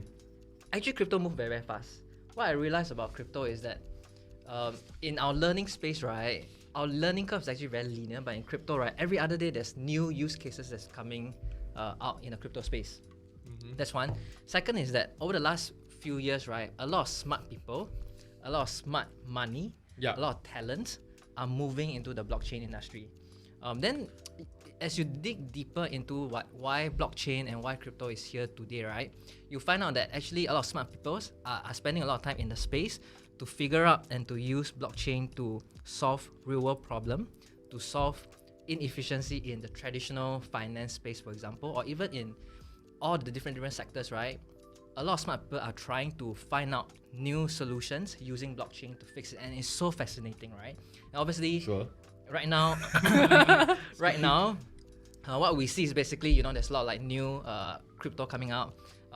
You might have heard of play to earn gaming that's coming out right now. Basically, from playing game, traditionally, how it's set in our mind is that we play game, that's it. For fun, right? lah. For fun, right? Yeah. Right now, you can earn money lah. What is happening? It's like Axie Infinity. Axie Infinity. Wait, that sounds like those fake ads that I get online asking me to go and play bingo, right? That I get money. Yeah, no. So there are a lot of scams going on in this space because we're still very, very early. But there are a lot of actual products, protocols, projects that are actually, the use cases is there. And we are in a very, very early space and a lot of people are very, very excited about it. Are we looking at crypto becoming something that people use to on a day-to-day basis, say for example, to buy coffee and all that? Is that where crypto wants to get to? It's not what crypto wants to. It's more like how institutions and governments around the world is leveraging or come up with use cases using the blockchain technology to improve the lives of citizens around the world. Right? So for example, let's say, actually recently there's a country, El Salvador, so they legalized the use of Bitcoin as a legal tender in their country. So yes, people are actually using crypto and it's accepted by a country as a mode of payment already. And not the first one, actually there's a few other countries that are actively debating this already. So I think it's a matter of time and it's already happening. Is Singapore one of those countries? I have no idea. You ask MAS, but interestingly you asked that. So actually the MAS, right, has been asking experts to help them design a CBDC, a central bank digital currency. And so there's a hackathon recently. CBDC, yeah. So it's a central bank digital currency. Similar to the one that China is working on. Correct. Yeah. So it's a digital Singapore dollar, which is probably in the works. So if you go to MAS, right, they recently did, it's probably undergoing. They are trying to get experts around the world to help design what does a global Singapore dollar currency look like. Yeah. It's on MAS. I'm not. I think that's kind of like the. We believe you. That's kind of like talking about the Earth is flat. Yeah. But 2 years ago, it would have been that though. Yeah. But I think where I'm kind of confused about is like at first people were talking about is crypto going to replace gold, but then now as we see more use cases and all that come out, it seems like it can even replace money. Right, and then it comes to the point where I'm thinking like, so in future, right, at what point am I using cash? At what point am I gonna use crypto or buy gold to store value, all these kind of things? I feel like in the future it's probably a mix of both. I don't think money will go away. Yeah. So just now we spoke about CBDC, right? I don't think The central bank digital currency is just a separate, instead of the Singapore government, a government printing money. Now they have a ledger that is just digital money law, and all of it is recognized as the whole sum of the currency in the whole country. But I think what's interesting also, like you brought up, like, are people going to use it as money? But I think cryptocurrency has gone beyond that, right? It's not just currency anymore, because, like, I mean, It's Bitcoin also aside, pictures. Sure, but I mean, like, now that you mentioned NFTs, right? Like they're usually built on Ether, and Ether is more than just a currency, right? It can be a platform that people can build apps on. It can create smart contracts such as NFTs and things like that. Yep. So, like, I mean, would you agree that it's a misconception for people to look at cryptocurrencies actually a replacement for currencies? It's much more than that, lah. Cryptocurrency is cryptocurrency, ma. Cryptocurrency is cryptocurrency. Blockchain is more than. No, but people are looking at like platforms and networks, right? And usually call them crypto. So like things like Ether. Yeah, But they are really talking about blockchain lah. yeah. As in, crypto is not currency, ma. Crypto is a code. Right. So actually, are you're into, as in, do you hold any cryptocurrency aside from Jackie, which I hold a assume bit. does? I hold a bit, then I talk You about. hold Shiba? Is that the only one you hold? No. I just sold my Shiba finally because I finally made a profit. Cause I bought it when it first came out, right? And then it was high. Then it dropped to like, I think it was like 0.00 how many whatever zeros 5. It dropped to that same amount of decimals 1. And I bought like, I think quite a bit of it. So when it finally got up and a little bit higher, I said, let's move out and let's move to proper altcoins lah, right? Yeah. Altcoins with protocols and networks. Wait, what's wrong with Shiba? I'm hoping to be a millionaire off the Shiba. No, Shiba is a meme coin lah. There's no utility behind Also known as a shit coin. it. Yeah, that's it lah. But wasn't Doge the same thing? Same. Yeah, so there's a lot of meme coins and So there got can hope only lah. be so So many got shit hope lah. coins. No, okay. So basically, right, there are blockchains or cryptos, right, that got purpose one. You can build stuff upon it, and then there is some that you just create, then you own self hype it. There can only be so many own self hype it things that will make it. And Doge benefited from Elon Musk lah. Yeah. So unless Shiba also gets another push by Elon himself or someone else. he did. Which why it went up. The TF Loki also kind of benefited from that tweet though. I also bought Shiba. To admit now. I have like 300 plus USD in Shiba, but the thing is, I'm not sure whether I put 100 or 500. So I don't know whether I'm up or down. But the kind is you close eye just is gambling, right? it's gambling. For fun only, right? Play for fun only. Yeah. It's because we missed the Doge Moon, then we revenge Yeah. trade, then we go and buy Shiba. So then now how are you all splitting your crypto and your stock portfolio? Wow, I moved quite a lot. I mean, I read an article that Jackie wrote where he like saw his US, and I mean, I did like I added so much to my crypto that I think it's more than half of mine. Wow. I think it's like 60% of my portfolio. In the past few months. In the past few years, Oh, since okay. last year. Gangster shit. Yeah, so no, the question I want to ask, right, is okay, based on my understanding, which is not very good, is the only reason why blockchain can exist, right, is because it's a solution to the existing corrupted state of the world, right? Is it? Wow, I would think Because so, Which because register you went? it's that lack of transparency and all these other middlemen that we're trying to like Yeah. sieve out, right? That's why the system works. If we existed in a world where all systems are transparent and steady and no corruption, right? Then we wouldn't need blockchain, right? Sure. No, but there Is it? will. I don't know. Even if all governments were incorruptible, right? Every country also have self-interest, and you cannot get, because of national security of self-interest, you will never get a fully transparent currency. Also, I think we're misunderstanding a little bit because blockchain is just the technology. It doesn't guarantee that it's decentralized. Because Correct. there's governments that are also using blockchains to operate certain things. And That's to like the our underlying government. technology. Yeah, so it's a good way to how to say, like, certify and secure certain information. So like if it's medical information, for example, you can put it on the blockchain so that it is verifiable and it's like on a ledger. I think on that point when they talk about like the vaccination like card or like vaccination passport also, they've spoken about building that upon blockchain as Blockchain, yeah. well. Yeah. So there's another So use then, case. okay, so why, right? I also spent a lot of time thinking, like, for example, there were stories about why, like, in future your property title deeds can be on the blockchain. Then I thought about it. Why would I want that? Like, I know where my house is. There's a website I can go to be like, my name ma. Not that I know the website lah, but I'm Yeah. sure there is such a website lah, right? So it's like, why then do I? Who wants to refute this thing, right? Like, I don't get it. What's the point? So last time they talk about this country, farmers, their land is not clearly demarcated. Nobody really knows who owns it. You all read something like that, right?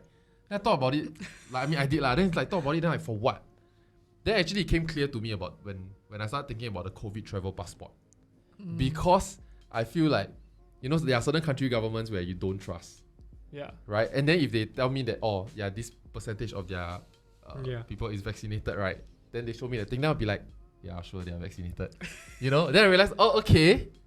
This one would then give the medical sector a way to put in something that nobody can change. Yeah, because I know of countries out like in Southeast Asia outside Singapore where they were selling like, vaccination cards. Yep. And so that's when you know like okay. Cards are like a physical card. Yeah. Oh, there's a So physical like a card. certificate to say that you. It's like a fake IC. Oh, interesting. Malaysia has this.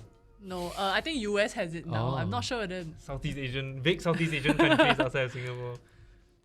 So then is there a can blockchain then be manipulated? No. Why? Can Because like if like talk about new banking systems, right? Yep. Then it's supposed to be better, you remove all the fees or whatever, right? But then what if then everybody's on their platform already, then they just jack it up, Yeah. the So, transaction fees or whatever. so the whole idea of blockchain is basically the mechanism behind it. So how do you, the question that blockchain answers is basically, right, how do you verify a certain piece of information on the chain is what you say it is, right? So what they do is that basically it allows miners, or basically anyone with a computer with mining machine lah. Miners are not miners, small people. miners. To Nobody industry built on child labor. so they call them miners lah. All the to- 12-year-olds. Until they turn 17, then we. So all of these miners, they Not the bird, ah. their role. Not plus, ah. Not the coin. So what they do is their role is basically to approve and confirm all of this transaction, right? Then the question you may ask is, can all of this be manipulated or not? The question is no, because The answer is no. Yeah, the answer is no because there are various different blockchains, various mechanisms that the blockchain design their verification process. So the most popular method is basically called proof of work and proof of stake. So it's a bit more technical, but basically to ensure that you do your work, you have to go through a very complex mathematical problem for you to confirm this particular transaction. If you confirm this transaction already, right, you earn a fee for it. So there's a lot of work that goes through it. So you're not incentivized to commit the wrong or to confirm the wrong answer. That's the whole basic understanding of it. So there's new mechanism that goes a newer Don't mechanism. pretend to understand. You understand? Are you following or not? No, I kind of understand that, but I don't understand why somebody cannot just tweak it. If I'm the creator, right, of this blockchain, why I cannot Okay, just tweak so it? maybe there's a new mechanism called proof of stake. What it means is that you need to have a stake in that. So for example, let's say Ethereum, right, or a new blockchain, right, you need to hold Ethereum, X amount of Ethereum before you can be the validator to confirm the transaction on the blockchain. Okay, because your stake is inside already, then you can do the work to confirm the transaction, right? If you do the wrong one, your stake will be taken away. So you have stake in the game so that you can help secure the network by only allowing and verifying all the different transactions on the blockchain. So everyone is incentivized, because if you misbehave, they'll take your money away. So you're incentivized and de-incentivized. Correct. Here's another answer, a more practical answer. Yeah. That they can down the road take it away, because the transaction fee doesn't go to the creator. They get a very, very small slice of each transaction. That is via the mining process, right? But let's say down the road they want to jack up that process, it will send a signal to everybody to be like, it's gonna be expensive to transact here. Let's move on. And it's very easy to move on. Unlike a bank here, where they go through your whole credit process system, where all your money is stored there. So even if they increase transaction fee, you want to move your money out, right? You pay again. This one is not. They're not paying it this way. Then will it eventually be a race to the bottom? Why would it be? It's actually a everybody win system. Only nature lose for now. That means it's like the whoever has Because of the processing cheapest power. transaction payout lah. But they're right now. yeah. Right now, there already is like blockchain ecosystems that are cheaper than the mainstream one. Yeah. But they got less application or they got less users, so they're not yet lost. So you can not easy to say I'm gonna come out and do 0.01% fees come to me because people do that already. Because look at like Ether has been known to have like very high gas fees, right? But it's still the number 2 crypto, like, and its crown isn't anywhere like threatened yet. Yeah. Is it though? Is it really not close to be threatened? Also, Ethereum is still the OG blockchain that allows applications to be built on it.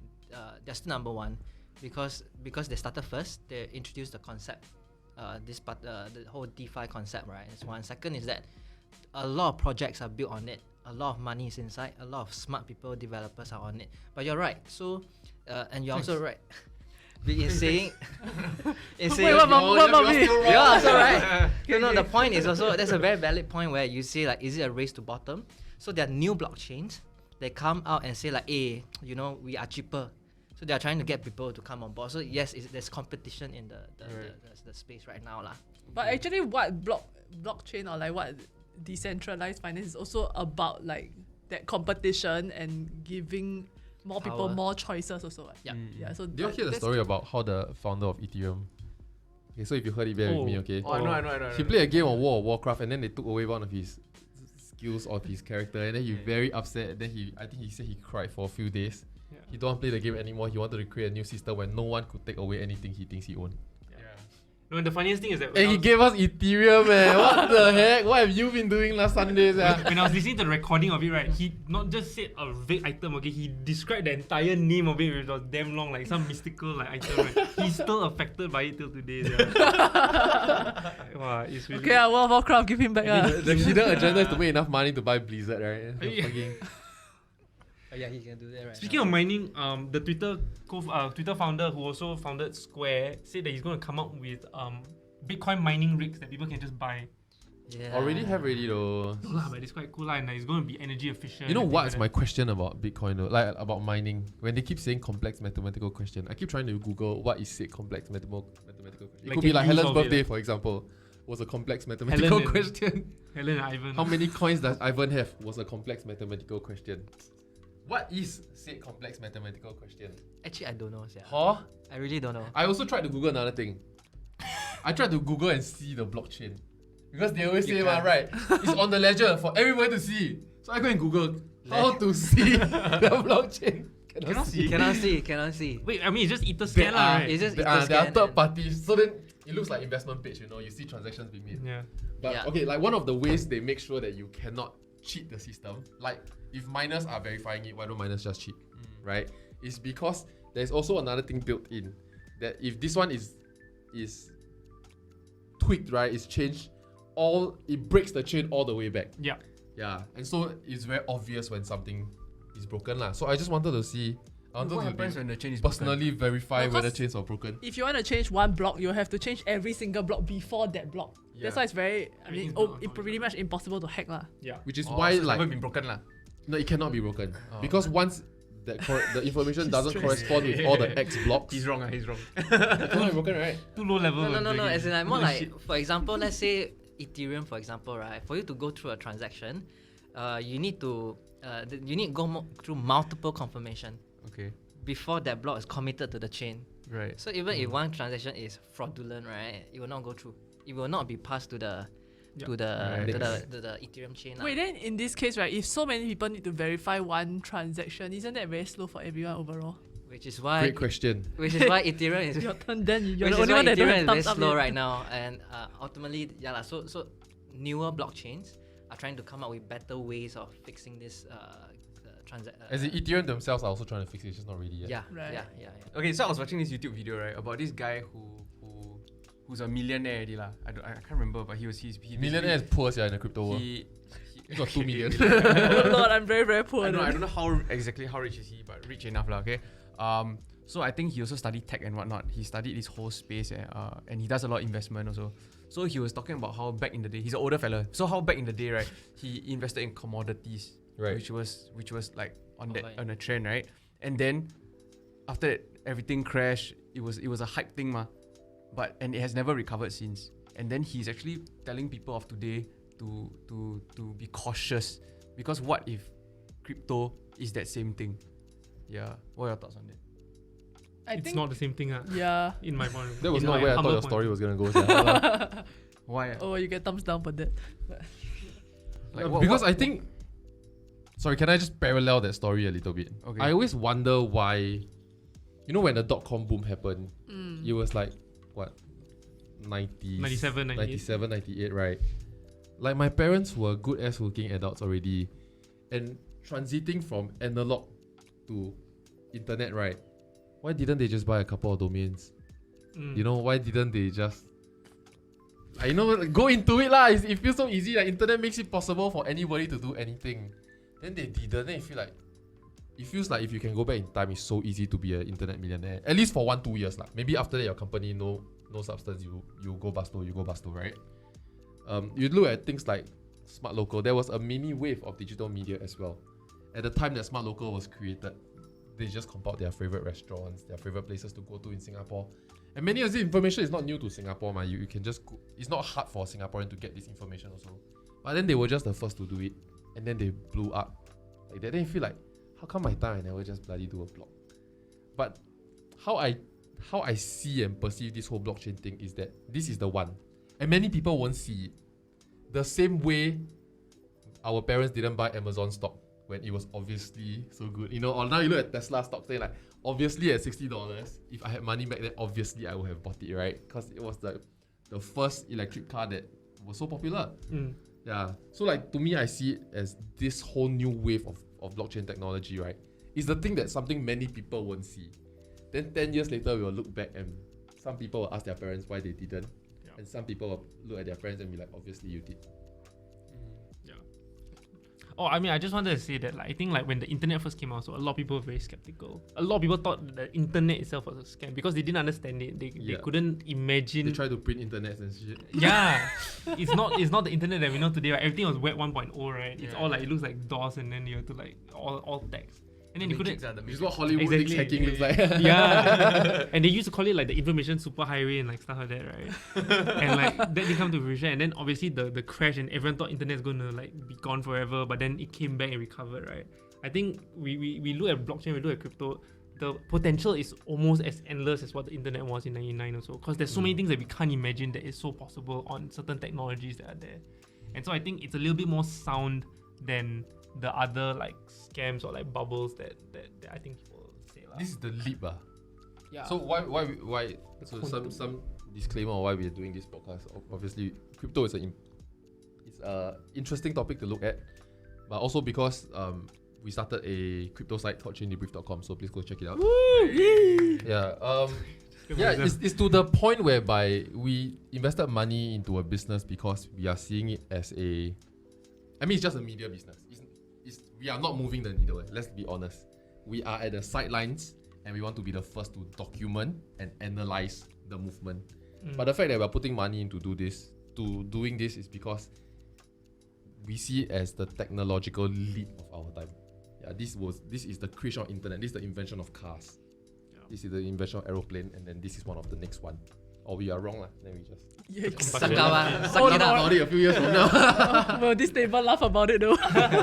No, but The employees table. But it's that early moment, like you talk about TSL, right? It's like, why didn't I just compile all these places to eat like before everyone else, right? This is kind of that moment, right?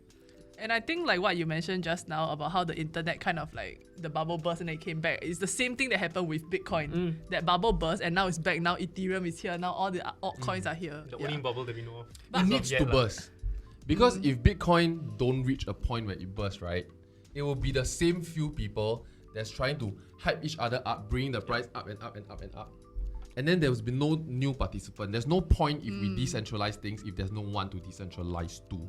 Right. So it needs to crash. It needs to crash so that people can buy in at half price, right? And be like, okay, when it goes up, I'm gonna 2x my money. And then every time it crashes and corrects, right, it brings in more and more people. And the more people it brings in, the more stable it means. And the more stable it is, every time it crashes, it's not so drastic. But every time it grows also means it won't be so drastic. And when it grows, you have a lot more believers, lah. And when you have more believers, then you have that stability. So on a less technical route, right? Something I always imagine, like, you know, you always think about what you're gonna do with your money when you rich, right? Like those people that bought Bitcoin super early on, didn't touch the money, and after that, suddenly now they are crypto Bitcoin millionaires specifically. Like, wow, what are you gonna do with that money? I feel like you even today you wake up, you got $70 million, right? What are you gonna do? I feel like even if I bought 1,000 Bitcoin, right? Whoa! At would have sold $1, everything. right? At I sold $1, right? When $2, I sell it. I make 1K, like, woo! I would have definitely I'm sold the it. best investor in the world. Then now 60K. No, but I also want to say something, right? I mean, yes, crypto, everyone is in crypto to make money, right? But as much as everyone is interested to make money also, right? We shouldn't, you know, mix blockchain technology and crypto price action together, because what excites me, yes, you know, the chart go up and Started up, with money, lah, yeah. right? And it's more of, you know, how smart people around the world are using blockchain technology to build interesting products in multiple verticals. And yes, price might fall, and it might be very volatile, right? But over time, the blockchain technology is sound. It has proven itself, and we are gonna see more decentralized application, new different blockchains that's gonna come out over the next 2 to 3 years. Not just in finance right now. It could be in music. It could be in e-commerce. You know, it could be in transportation. I don't know. You know, so I But think there's also people that's just decentralizing for the sake of it, lah. Probably. There's a lot of like fluff shit, man. Like this first ever decentralized taxi booking. Yeah, that one. Yeah. Why is yeah? Taxi companies getting hacked left, right, center. So I read this article where they're saying that DAOs, decentralized autonomous organizations, DAOs, are the future of charities. yeah. Because Right. there You know was where your money goes. exactly. So what happened was that there's this NFT which I bought into. It's called Next Earth, right? Disclaimer. They basically remapped the whole of Google Earth. You can buy land, and so I bought my house lah. For This is like, what we do. You go to Google Yeah. Earth, you can go anywhere in the world, but you go home. no, because I went to MBS, I went to Orchard Road, I went to the whole of Sentosa Cove, thinking like I go and get rich people to buy back their land, right? Yeah. All bought already. Right. You're too Yeah. slow already because Too the rich slow. people already. Ah, nobody buy a house. Thankfully, my house was quite near Central, so it's still not bad. I guess. I'm sure like, Pongo is available also. Istana also gone. I went to Istana first. So anyway, right, this company basically decided that all the whatever revenues that they sold from selling the NFTs, right, all went to charity. And it was because of the decentralized autonomous organization that they had. And All you can voted. believe that your money really went there also. They didn't have to go to charity. These people decided that it should go to charity. They voted for Right. it. They voted for it. Yeah. And so, yeah, like more organizations like this could help actually and do more good. A lot of people think like, oh, scam or skeptics. But Yeah. actually, there's a whole other side of like. No, but I think I wanted to also remind everyone that crypto is very high risk. Investing is a very personal thing. You know, you have your circumstances. You know yourself better, right? And don't over leverage. Only invest what you're willing to lose, lah. Yeah, I think that's that. And Don't leverage. I mean, unless you really know what yeah, you're doing. and look beyond price action. I think really study the The whole fundamentals, yeah. the use case, and yeah, it's a whole But new for world. crypto, is that not so difficult because of all the retail investors and everything? Like everyone buying in for hype, right? Then how do I even do technical analysis? Hence, he said don't just look at price action. Price action looks at technical Look at the analysis. fundamentals, what the potential of that protocol. So there will be shit coins that can make you rich down the road. It's Yeah. just that if you know what you are doing right, then you are not trying to gamble.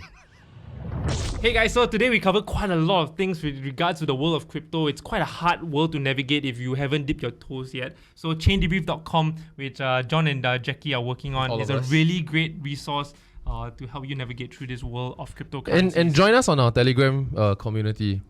I learn a lot from there. Like Truly. it's developing so fast that I don't know what I don't know. Then after that, I see the conversations. Then I have a whole list of shit I don't know. So do join us there because the questions that people ask is really all level one, and everyone's like amazingly, surprisingly nice. Yeah. Shout outs to our Yeah. community. Yeah, and there's really like no shame. Like I think there's even pros asking like other pros questions and things like that. So it's Yeah. like really no shame to ask any questions. Cool. Chain Debrief also just launched a brand new YouTube channel.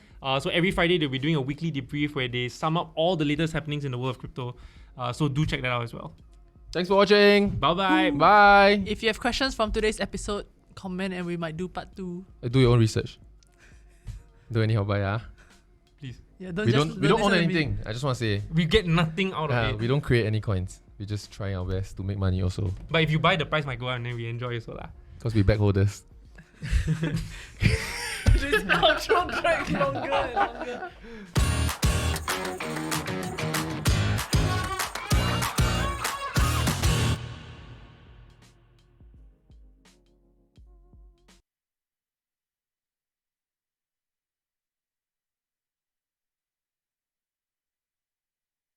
Never have I ever been shocked by my bill before.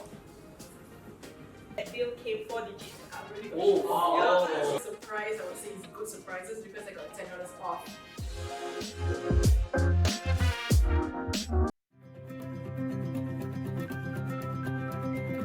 Today I'm here to talk about our global dynamic dividend strategy.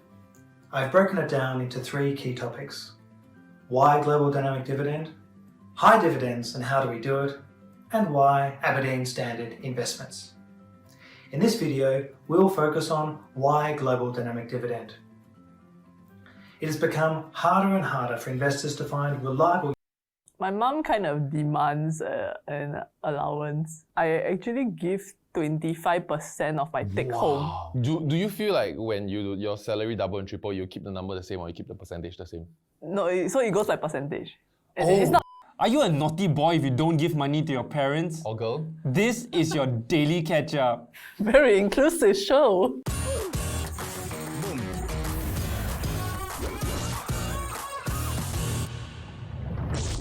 Hey guys, if you're enjoying the content so far, do remember to drop us a sub and hit that notification button. This episode was brought to you by Scythe.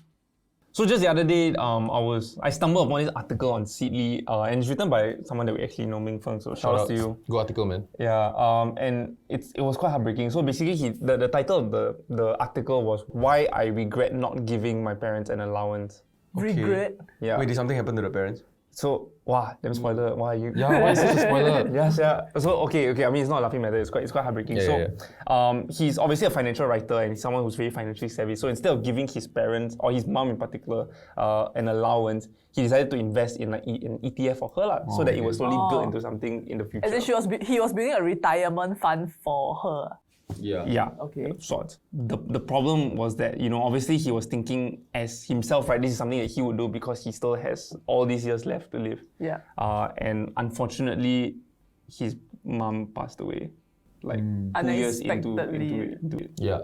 Right. 2 years ago. So basically, she never got to see or use the money lah. Yeah. Okay. And so he never got to give back to her in that sense, or contribute to her every day. Right. Yeah. And so I think it goes back to the question, like, I think people our age, there's always, I normally talk to my friends about this, right? Like, do you give to your parents? Because it's such a strange one, right? Like, you read online that our generation is the first generation where we're going to earn less than our parents. And I know I definitely earn less than I didn't know parents. that. Yeah. It's the first generation that's poorer than the previous generation. And so it's The history of mankind, How sad is that? Wait, does that include my generation? You're probably... You haven't studied Okay. But don't be sad, guys. When I read this, it was... Actually, I am doing the same thing now. Oh, right. Wait, so every month you don't give them money, is it? I don't. Oh. Yeah, I feel busted. Now I think about it, I mean, I read this like months ago. It's not a new article. It's on Seedly, by the way.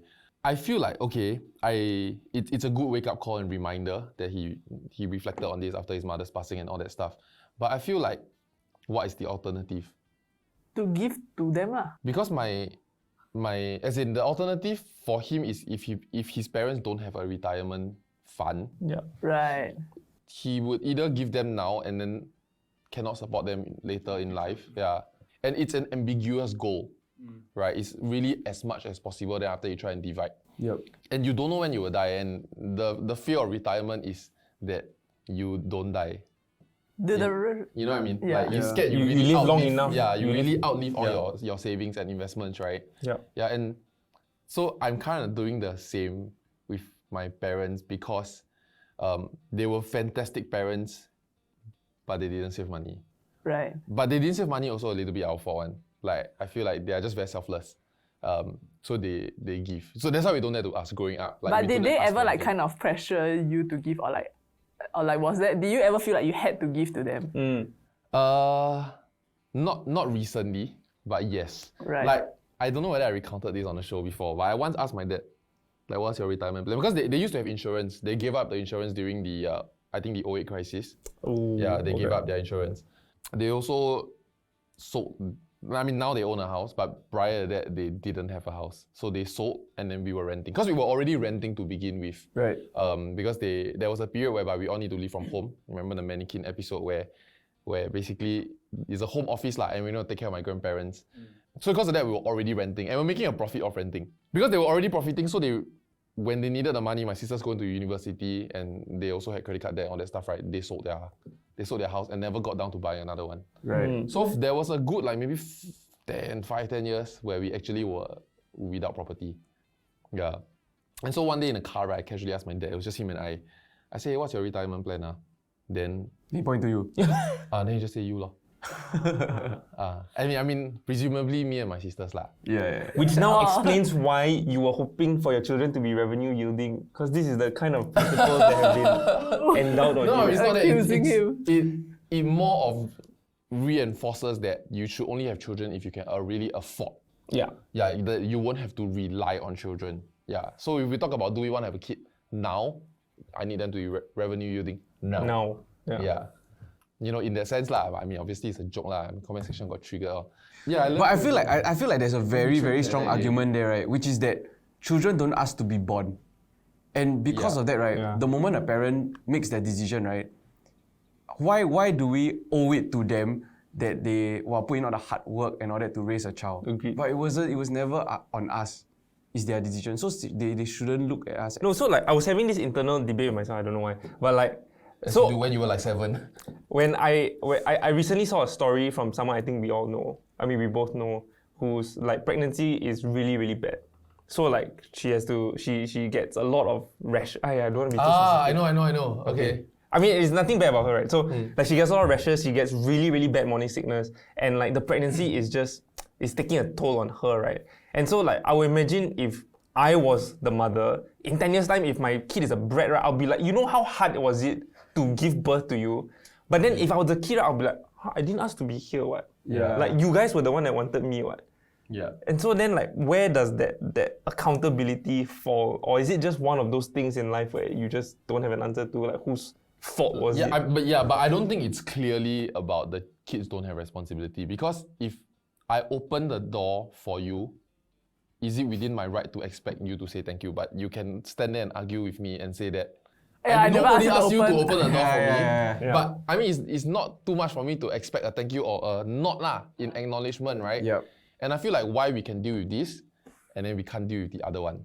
I think at some point I didn't ask to be born is because whatever you expect of me, I cannot give you. So sorry, I didn't ask to be born. Yeah. Yeah, but it's not a perfect, flawless excuse, because I feel like there's a huge double standard there. Yeah. Yeah. When I want a child, everybody's child is like that. Why I don't know why my child is so fucking rude to me. So looking at it as a family unit, right? And then as a team, and then needing to work together and support each other lah. Maybe that perspective that will help put things in perspective for the child also when it comes to situations because finance is something that you're going to support each other either way, right? Yeah. So coming back to that, are you guys filial in that sense, financially filial? My mom kind of demands an allowance. Demands? It's something that we fight about. Yeah. So I actually give 25% of my take home. Yeah. So quite. Do you feel like when your salary double and triple, you keep the number the same or you keep the percentage the same? No, so it goes by percentage. It's not I think. So she said, it's by percentage. Now that you're earning, I want 25% of your pay. Yeah. She clever, she clever. If you move out, does the clause end? Is there a termination clause or is her lifespan? Yeah, I think it's her lifespan. Wow, she's smart. Okay, thanks. You did mention that your mom is the financially savvy one in the family. Yeah, she is. So the money goes to my mom, not my dad. Right. Yeah, so my you give both? By right, supposed to lah. But your dad don't ask lah. Yeah, my dad never asked. Right. So basically, I have a joint account with my mom, so the money just goes into that account. Yeah, so that means if your dad asks, you have to give 25? Or no lah, I think it was split lah. Oh, okay. Yeah. But I didn't what do you feel about negotiating with your parents? I tried before, yeah. Like I went to Google, like what is the average amount that people give, right? Turns out it's 10%, yeah. Then I'm like, oh my god, I'm losing out 15%. So then I go and tell my mom. Then after that, my mom lists out, say, when you go kindergarten, I send you to this school, then I send you to this tuition, then other people, do they get the same thing? So then now she have to yield the same. Oh, but 25% quite a lot. So there is a survey done, and they found out of 6,600 people, right, in Singapore, what is the median amount that you give to your parents, depending on age group. So in general, it's 10%, but when you're 18 to 20, it's 10%. Can we say in numerical number? Sure. Like say the value. Sure. Is it the reaction you want? It's on numerical value, yeah. Yeah, okay. Yeah. So in because general, everybody's 10% different, right? Yeah. So in general, everyone gives 10%, but obviously if you earn more, when you're older, you earn more. Right? So between the age groups of like 18 to 20, the median amount given is like 160. When you're 21 to 25, it's 400 because you start your first job. Good for them. Is that a lot though? 400? It's 10%. 10%, so you're earning 4K. Wow! No way. Who me, under that's a 25 lot, is earning under 4K, yeah? Have lah. Like, not our industry. 25, I still studying, yeah. Yeah, that's why. Yeah, that's why. Like, who's earning but 5K? girls start early lah. Don't have to go NS. I was thinking of giving my parents 300. That's quite close, right? Okay, no, what's the... 21 Now! You're begging your parents now! Oh shit! Okay. Well, my situation is the complete opposite. Good for you, My sir. parents are like, I think you need the money more than us. So, because you need to live your life, ma.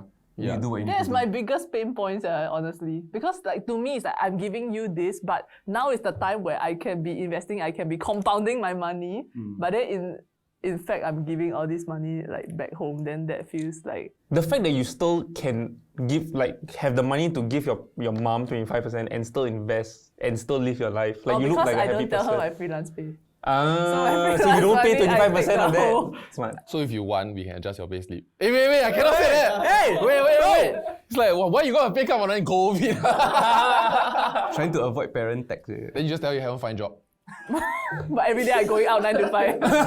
To find job. Every morning you read newspaper, you say, I'm trying to find job. Then I have to cross out on the newspaper. Your parents never... Yes, yeah. Like you tried to give, then your parents say no or what? Try to give parents say no. How many times you try it once? No, like you ask them, do you absolutely need me to give you money? No, I felt like the conversation happened very early when I just And then never again lah. Then once that was established, then I was like, oh, okay lor, if that's the mindset, then I'm just gonna do whatever I do lah.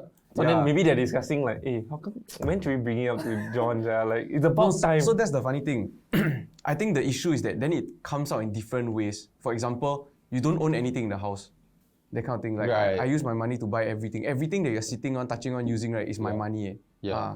It's a bit of an ugly way to look at it, but then it's like, oh, okay lor, sorry lor, that means you're the boss. You know what I mean? So I find ways to give back or treat them, like bring buy them meals, out, do this kind of stuff. But other than that, I feel like there are many other ways that you can show your filialness to a child, to filialness to a parent. So like, what are some of those other ways? Like how you mentioned bringing them out for meals and stuff, is it? Yeah, but that's like spending money on them, right? But besides true. that, you know what I mean? Because like in but Asian culture, besides everything that, is money. I feel like ma. it missed the point already. Because miss the point of a child. To me, everything besides that is what you should be doing anyway. Yeah, as a good kid lah. As a good kid lah. Then it's how do you alleviate their financial burdens? If they don't need it, how can you make it even better? For example, you pay for their season parking. If you don't, like you pay for things or you pay for electricity because perhaps you want the right to turn on your aircon 24/7 or whenever you're home, right? Bad for the environment. But perhaps you want to do that, right? Then you will take on the entire electrical bill lah, which is what? 100 plus or still will be less than 10% off. Yeah, I feel like that's it's a more practical way to do things. Like you offer to pay for some utilities. Is that what you do? Okay, to be fair, I haven't lived with my parents in a long time. The last time I lived with them was when I was 14. Hey, nothing to do with a bank transfer, man. Yeah, man. Someone of cryptocurrency. How many Bitcoin you give them? But what I mean is that if I was living with them, it's easier to say, hey, I cover like this. But I do have a lot of guilt lah because like my entire education was private education. And I know like how much my parents spent on me. Like, it's true. When I was in Malaysia, I think every year my fees was 30,000 ringgit. So it's 10,000 Sing dollars, right? I was there for 8 years, that's 80, okay, whatever. Then we move on to Singapore. when I came to Singapore, I was in international school. My fees was 30,000 Sing dollars a year. Oh my god. And so my parents spent that for my entire secondary education. I went to uni in Australia. They gave me allowance. They paid for my rent. But was this money thing like how much your education cost, right? Was it something that you never thought about until like a later stage in life? Yeah, because I always thought that this was just, parents are supposed to give this law. And I think because I was surrounded, I went to international school, I was surrounded by people who were also given the same things, right? Their overseas education was all paid for. So that was your normal life? That was my normal until I met people in the real world and realized that, you're paying back your parents for your education? Or you use your parents' CPF for your uni and now you're paying back. Like I couldn't wrap my head around that whole, like why do you owe your parents for your education, you know? Right. Until until I started working and I realized like, shit, what the f am I doing lah? And so I think It's like living in privilege lah. For sure. And so for the longest time, like I'm the kind that I always feel guilty about it, but then I end up not doing anything about it lah. So the longest time I was like, okay, I need to contribute to my parents. But that time I was earning like maybe like 1.5 or 2. And I'm like, it's $150 a month really gonna help them? Yeah. Maybe. You know? So I kick it down. I said, once I'm earning like 10K a month, I'll do it. But obviously that's like when I'm 40 or what, right? And like, you know, others thought, How to say. My intern pays 700, I also have to give, yeah. Wow. Oh no. Okay. 25% of that. Your situation a bit extreme lah, right? I feel like I have some advice for you, but I cannot turn around the clock for you in that sense. But if you are at the stage of pre-Denise, which is right before you enter the workforce, and hopefully if your parents are still working, and you still want to give them money, you totally should lah, to a certain extent. I would negotiate that. Can I give it to you perhaps when I'm 30 or 35, depending on when you start work? Or like start giving later, like when they're closer to retirement. Like let you work for 10 years first. Because compounding is free money. Yeah. Yeah, and like many people really underestimate the value of compounding. That one thing that everybody have that no one can take away from young people, no matter how bad this generation is your time in market. Yeah, but then don't you think that it goes back to time, right? And with the article, it's the fact that he regret because he was doing that, ma. Yeah. But within that 10 years, if you're giving this piece of advice, right, and within that 10 years, something happens, right, the person again will basically never see it, right? Yeah. So then I was just thinking about this just now as you were talking about it, right? Like, what if the solution would be that you do half of both? Yeah. So you are investing half for your parents, And but the other giving half is half. still you're giving so that they can use it. So it's like a CPF. But for many young people, half of their 10% It's insignificant already, is it? Yeah, but then the point is that you are still doing it. There's still that contribution on both ends. Right. Yeah, and the total amount that you are giving them is still the same, but with this strategy, it's going to be more because you get that half for the investment. Yeah. Basically, I think for those people who are maybe after this episode thinking of investing on your parents' behalf, right? Something that I encountered when I was starting out to invest was like there are so many stocks. Yeah. And then I don't know where do I begin, right? Yeah. Like how do I pick like what's a good company, what is everything? So after our previous Scythe episode, right, I went to read up on like some of the stuff that they provide lah. Something quite interesting that I saw was this thing called Scythe Select. So basically, usually Robo, you put in and they just buy whatever stock that their algorithm wants to buy, right? But then for determined by your risk. Yeah, correct. You don't really have the choice lah. Yeah, correct. But so for Scythe Select, they give you the chance to build your own portfolio, but it is out of a curated list of I think over 100 like different stocks and ETFs or whatever that they pick out. Okay. Yeah, so it's kind of like filtered for you. Correct. Yeah. Right. So how do they break it down? Like, are there specific categories from the 100? I think there are. Like for example, like if you are interested in like environment stocks, or you think like maybe like EVs are going to be like a big part in future, right? I think there are like different themes. You brought out the themes thing. I think it's quite interesting because you can be ahead of the market in a sense. Like if you have very, very strong conviction in like now there are crypto funds and all stuff, right? Or you got very, very strong conviction in the Chinese market rebound, then you can really go into that specifically. But then there's more risk lah in that sense because you are diversified into a singular theme. Because the nature of it is to spread the money around. That is kind of the thing. So you want to invest yourself, then you can look at 70-80% gains over 2 years, for example. That's possible if you choose your own stock. But when you buy ETF, that's rarely possible. Right, Like if you right. can go up by 20-30%, it's a freaking solid yield. Yeah. So and- this is almost like an in-between solution between like if you are going for fund, something safer, something broader versus buying like a individual conviction stocks that you lah. have, Right. Like Yeah. a conviction you have towards a particular sector / economy / industry lah. Yeah. Yeah. Interesting. You all ever heard of this thing called Proud of you. 弟子规? No. Nice not. I feel like it's a Confucian kind of thing. So it's basically Floor turtle. it's a no, it's, 弟子规. it's like got a few Chicken, obviously. 规 as in rules. So Okay. 弟子 is like children. It's like Disciple. yeah, kind of disciple or like a child lah. Then Or floor turtle. Okay. what is 子 then? 弟子, right? 弟子 is floor, right? 弟 is floor. Okay, never mind, just go ahead. Wow, I thought my Chinese was bad. Hey, shut up.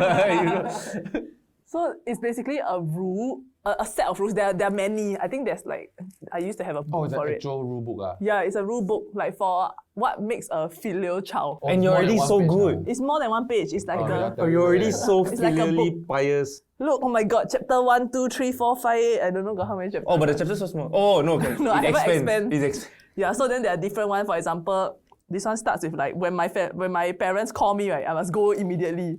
That kind of thing. Oh yeah, okay, I'll do that. Then when your parents ask you to do something, don't say I do later.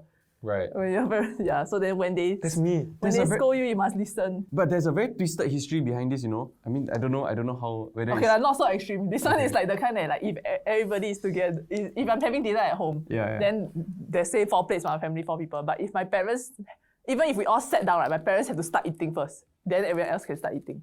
You all still do this now? We don't eat together now. I always wanted to say. Wait. Oh. The rule book doesn't say this. No, but when we That's were page 1 stuff, yeah. Wait, I always wanted to ask, right? when we were younger, yes. Whoever taught you to say, hey, auntie, uncle, eat, or like this My one? parents, No one taught me. And so when I started like hanging out with my friends' parents and everyone started saying it, I don't know what to do. Yeah, I was You're like, why am I very telling this uncle what to do? Yeah, I'm like, that's so Like, rude. Yeah. Why you say auntie eat and you sound so loud somehow? And I'm Some like, uncle was talking, like, why you want him to shut up and eat? yeah. No, someone right. I'm in the same situation as you.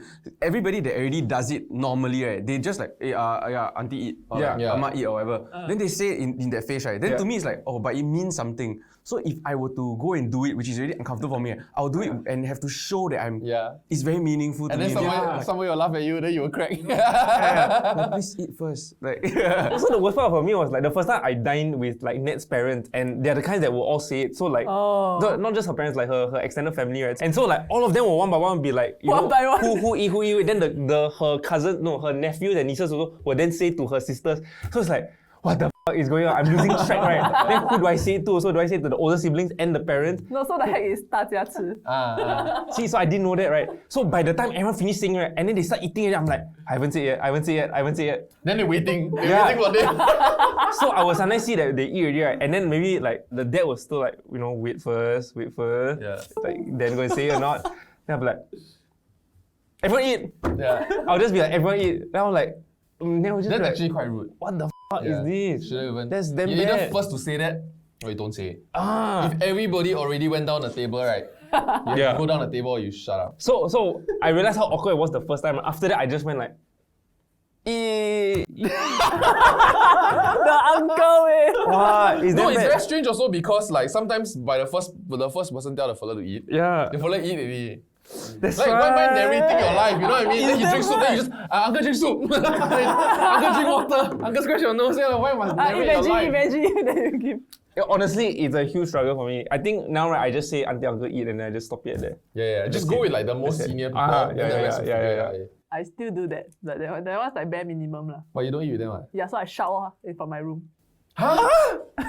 Sorry, what the fuck? Like, No, but I'm telling them that I'm going to start eating. Is that not the point? No. what? no, I feel like the confusion lies because we are like the newer generation. We're all leaning towards a more Western type of influence and culture, right? And individualism is a big part of that. Yeah. But individualism goes almost directly against all these Familism, cultural Yeah. values of and Community. the concept of being filial, ma. Yeah. So actually why I brought up this thing is like drawing back to like what we were talking about just now, right? Is this something that was inculcated in me since young? The confusion. Yeah, like filial piety, whatever, like giving back to my parents and all that. Yeah, so then I think that's why I also like give such a big percentage and like it's hard to argue against that also. Yeah. But I think like when it comes to portioning my income, I think like you're right in that in how you mentioned that like, I still take money to go and invest. But I always just wish that like I have a larger percentage to compound while I'm still young. Both my parents working. Do you feel like they would rely on you for retirement? They would need to rely on you for retirement? They got no CPF, that's why, because my dad's self-employed. Right. Then after that, my mom is private. Are they insured? Yeah, very insured. Okay. Yeah. Insurance is very important. Yeah, Really, but as in, I plan plan to help them out with their retirement also so I don't think that's an issue. No, I mean contributing to the retirement and covering the retirement is completely different. No, but the money I'm giving to them, right, is not retirement fund money. It's like monthly expenses kind of money. Because somewhere it has to give, you have finite resources, you are the poorer generation. So like somewhere it has to give for you to be able to afford that retirement like later on in life. Right. Yeah, so I feel like it's important as something that you kind of need to teach your parents also that what's practical and what's not practical. Because like bringing back to what no one can take away from you as a young working adult is time in market. And if you are not exploiting this time in market, right, and then you realize that at 40 or even at my age 30, right, that you should have started when you're 20, right? Yeah. Or it's 10 years is double your entire savings kind. Yeah. If you have $5,000, that's 10,000. You have 10,000, 20,000. I have nothing. I had nothing. Yeah. So what I would just say from my own personal experience also is that I think the reason why I never felt pressured to give was one, my parents didn't ask. But also because my dad is way more financially savvy than me. My parents have been retired for like 20 years already, and like so they funded all my education while they were retired. Right. And my dad is just every day, he's investing, he's like watching Bloomberg, like he's earning money just purely from investing. And so to me, it's like, you've got this covered, Right. And I don't know that they're having a financially bad month because we never talk about money that often. Yeah. I think the other reason is because also my sister's a lot older than me. My sister's 13 years older than me. She's doing well also. And she lives with them. And so to me, it's like, if they don't have it covered, she's got them covered. Yeah. So then, like to me, I in my mind, there's no pressure lah. But anytime, whenever they need something, right, you just need to ask me and I'll give it. But maybe because we're not having those conversations, right, it's going to make it hard to ask lah. So. Sorry. No, so after today, I think I'm gonna, talk. I should say, right, I feel so guilty. Right? Like as I was mentioning my parents, right, it's not that they are super well to do. Like I misrepresented them. I feel like it's gonna get cut out anyway. Then everyone knows your parents really are gonna get robbed, dude. They're not. So I should say that when my parents retired and then they funded like my uni and my education and everything, right, they really scaled back on their lifestyle. Like they stopped going out. They sold the Lambo lah. There's no Lambo. My dad only maybe drove a company car which the company paid for, and then they scaled back. It was to the point where, again, why I'm guilty is that when I was studying in Singapore, right, my dad, who never cooked a day in his life, right, learned how to cook from my mom so that he could come to Singapore and then spend a month to cook for me so that. This guy, good job, very smooth. I really need to start paying them back. You should. I feel like you don't have to give them something as well. Yeah, and to like not to like give any credit. Like my mom also did the same so they would swap every month to like come and make sure that I have home cooked food. This. Wow, this one couple goals, yeah. Yeah. Oh, is it they avoiding each other? Sorry, kidding. Yeah, the conversation is so important because like I mean, as much as I say that like maybe my parents don't, I mean financially maybe not that like prepared for retirement and whatnot, right? But I want to say that like my whole life, right, they've taken care of me. Like they've given me whatever I've wanted for the most part. I've never had to think about or worry about money throughout my life. Only later on then I realized that they were going through financial struggles, Like even when I was born that time, I was super young, right? Like they were broke until they need to like crack open piggy bank, count the coins so that they can buy me like milk powder or some shit, Yeah. And I remember stealing from said piggy bank. Piggy bank, yeah. But then flip it over and try and get some $1. But then so like it's right now it's more of the if we can have more conversations with our parents earlier about finance and understand their situation fully, then just having the open communication and understanding each other's situations better, right, will help you to decide better where you should allocate your money, how you can contribute back to your family and to your parents. So like if for example for your parents, right, no problem, right, then To me lah, but I mean, maybe, like if you're struggling, if that's why. the situation is that there is no problem for anybody's parents, then maybe do the investment route, invest for them rather than give them. Yeah. But if they really need the money, then maybe it's better to just give them. No? Mine is flipped.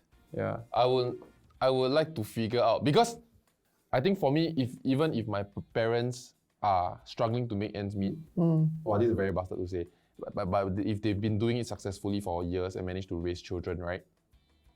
If they don't have a retirement plan, I feel like I need to then prioritize the retirement plan. Yeah. Right. Okay. Yeah. Okay.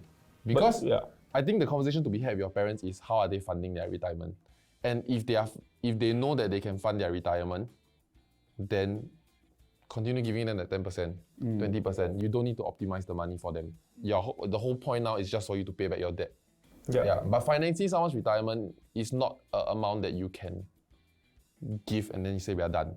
Right. Financing someone's retirement is all the way to their lifespan, and you don't want to one day wake up and wish your parents weren't so expensive to maintain, or like you wish your parents would die, for example.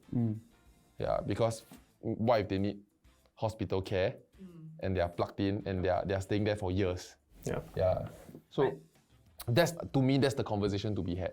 How are they financing their retirement? Do they have a plan for it? I think the other thing also is that I think a lot of people feel pressure because you read on the news, like I think Sidley did a survey also, it's like how much are everyone giving, and like you said the average is 10%, but sometimes that needs also is different for every situation. Yeah. And you only will know when you talk to your parents and find out actually how much would actually make their lives a lot easier if they want the allowance instead of the investment. Like for me, I feel like my parents is one hospitalization away from wiping me out. One hospitalization. Okay. You heard horse also, right? Yeah, I heard horse. One horse. And I was wondering what is a hospitalization. This is not my fault already. What is a hospitalization? Oh, shit. Yeah, like because if it exceeds the MediSave thing, then one shot is 10, 20, 30K, right? I don't hold that much free cash. Yeah. Right. I don't hold 6 months because I run my own company. So like to me, I feel like my job security is quite stable lah. Yeah, I have a question for you. So for investment, right? Are you investing everything with your own strategies and then you just carve out that percentage for your parents, or do you set aside the money for your parents, right? And it's a different investment strategy for them? Like, is it a different portfolio? It's the same. Because to me, I feel like you should be compounding with max value lah. Right. Yeah. Oh. So it's just whatever your strategy is to you the max value they can get. So then how do you keep in mind how much of this is actually your parents? How I keep in mind is that this is my money, whatever they will need from here on out, I will give. Oh, okay. But their living expense, they're fine. But I make mental notes, which I think it irks my mom to a certain extent because they are naturally very giving people. That when I go for dinner, right, and she cook, right, I just give her $50 for the groceries, or if she tapao for me, I'll just give her like $20 for buying my food. I think that irks her, honestly. That kind of irritates her, why we're being so calculative on that shit. Right. But for me, is that I never give you money, I'm not going to drain your resource. Yeah. But where I then try to pay back is like, for example, when they bought this house, I pay for bulk of the renovation or a lot of the furniture and all that stuff. At the end of the day, do your own research and also just be aware higher returns means possible for higher risk. Where's the small at the end, yeah? Possibility of higher Your risk. standing orders, it's so important. Okay. Yeah.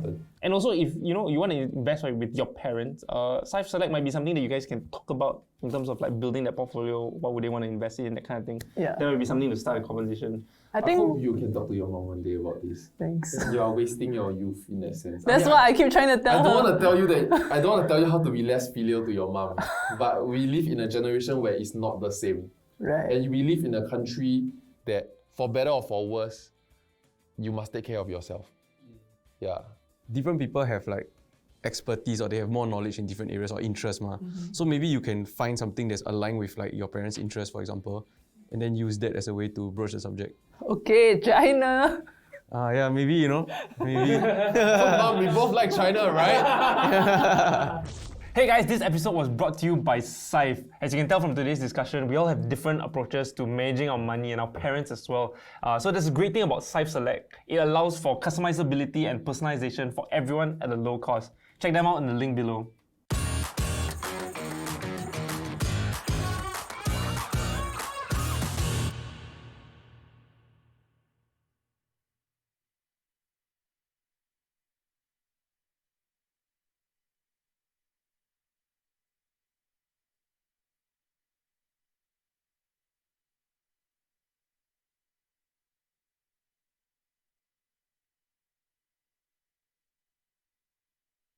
With S26 Gold, he can have the best nutrition and be the exceptional child that I know he is. So she talks dirty to me and started telling me to like take off my clothes, start to touch myself and all. So you did lah. So did you? Yeah, he confirm did lah. Camera off or what? Have you ever been catfished? It's Friday, May 21st. Vivian is a man and IPPT is cancelled. This is your daily catch up.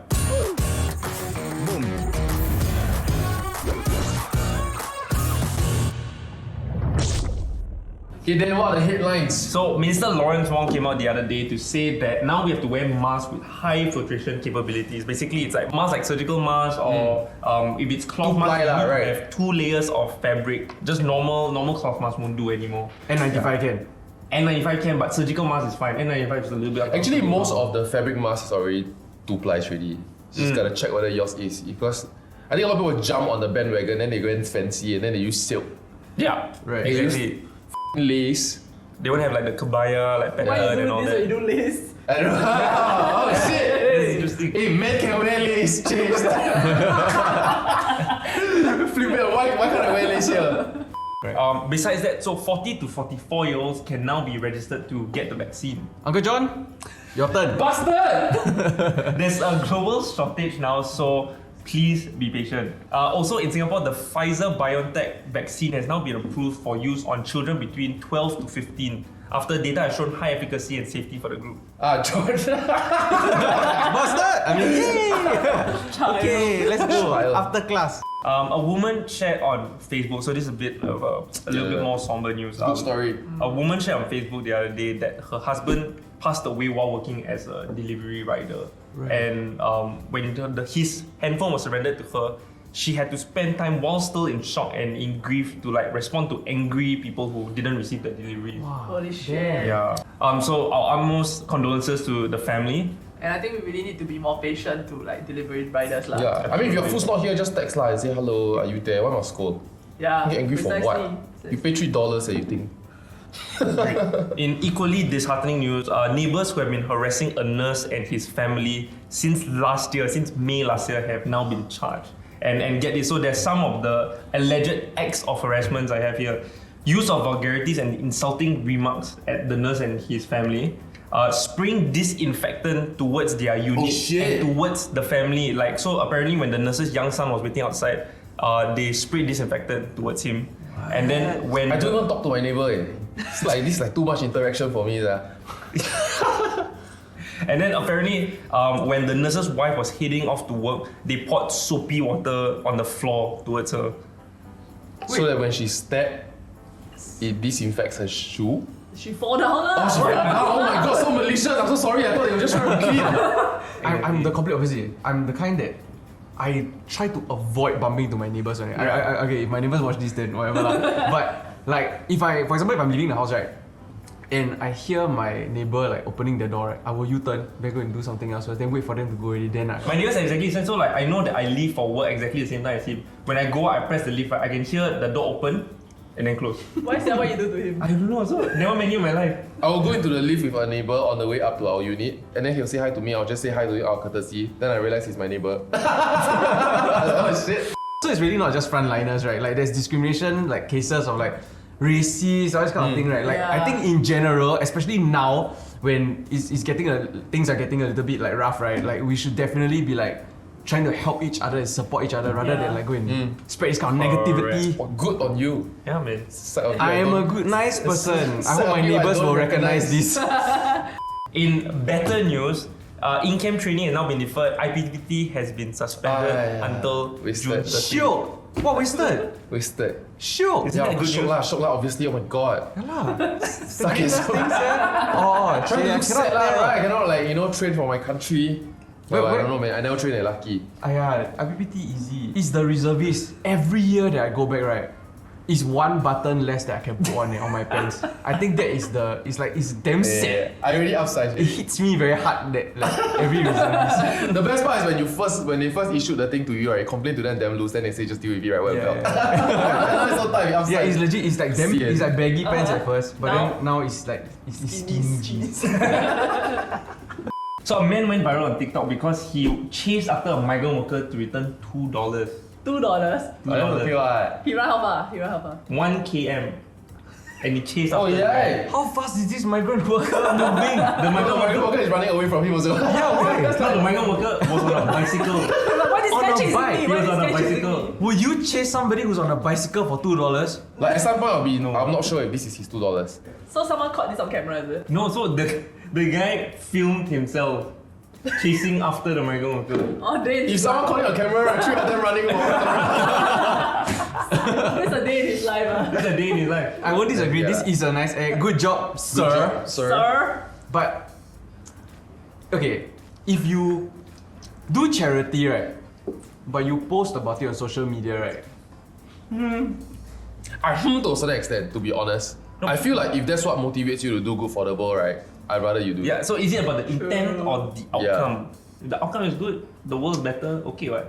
So on to our topic of the day. There was an article the other day on Mothership where a Singaporean man lied to his ex-girlfriend that he was a Chinese medium, tricked her into having sex with him, and then pimped her out to at least 6 male customers. And so basically, at the end of the day, he received a 1-year jail term and a fine of $5,000. Actually, I've heard of this article before also. Right. So actually what happened, right, was there was a couple and then they dated for like a few months, right? And then after that, the girl suddenly said that, oh, there's this other guy that I like. So then she wanted to go after him, so they broke up.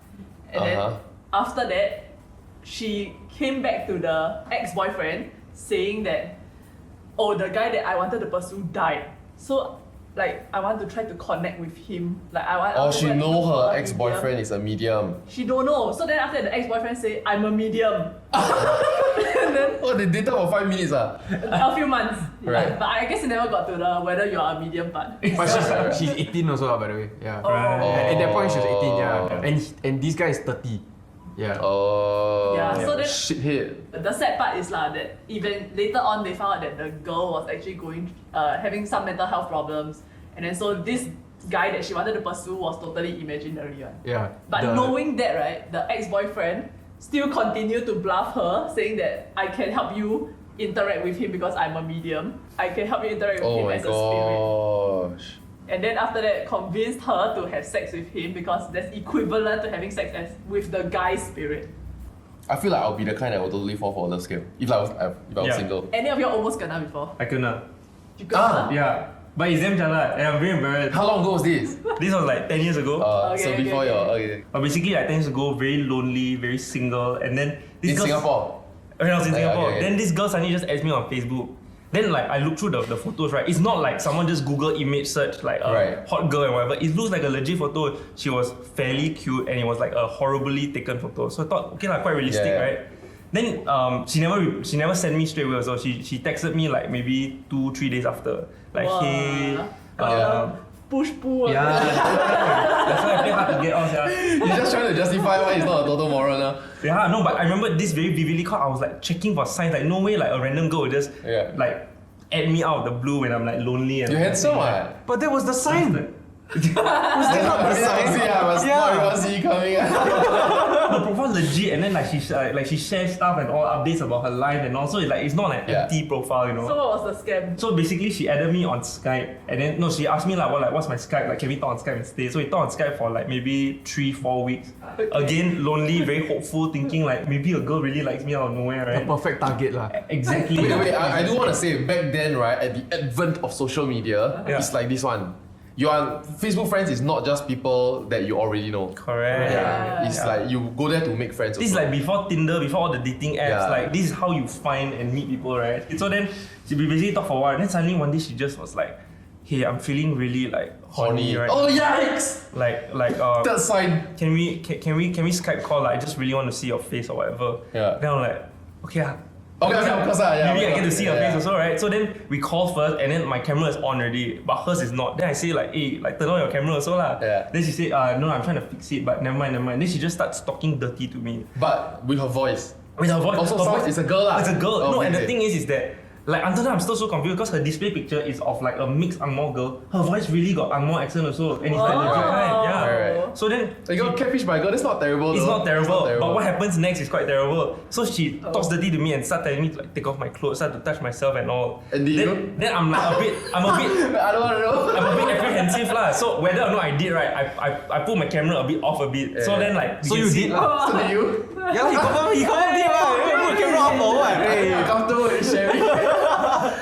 Long story short, right? My face is not in it lah, basically. And then I suddenly hear, right, you know the screenshot sound on the Mac, the Yeah. Oh. I hear that shot, but my face is not in it. So then after that, right, after I hear that sound, right, she says, I really want to see your face. Can you put your face in the camera? Then I know already. I'm gonna At this kill point, blackmail. like 5 steps in. Like suddenly, You right? already take out everything already at that point. No lah, like I'm not completely like. He probably was. I was young and I will stupid pray and for dumb. you. But in my headspace, right, I suddenly went from the wow, do I have a girlfriend to the oh my god, I'm gonna get blackmailed. My whole family is gonna know about this. Yeah. I completely like block her. I delete like my Skype account. I close everything, and then I just like pray like nothing happened for like 1 year. Unfriend your mom, unfriend your dad. For 1 year. Just delete yourself, I don't know. But yeah, for 1 year I was living in trauma. Like one day, So right, somewhere out there, there's nudes of you on the internet. One lah. Interesting. You cannot see my Wait, face. why one lah. interesting? I don't know, Why interesting. Not that I would. Why can't I be interested in men? Whoa. Sorry. But yeah, so that was how I nearly got scammed. It's so counterintuitive that I tried to hide this story for so long and then I'm sharing it. No, actually, what is the reason for catfishing? What is? As in, for money, I get. Yeah. Okay, but Not other that than that, like common. what's no? But then okay, say you catfish online, right? That means the whole relationship must remain online Yeah. via text or whatever. Yeah. Come in person lah. And then you're sending the person money or like. Could be, yeah, there's those also. So it's always scams lah. I mean, in that form, are you really scamming though? I mean, yeah, you are. But if you but never not money, you know. but if It's you like never know, you want companionship. like so for example, right? If I'm watching for entertainment, right? And I never know that it's a guy, right?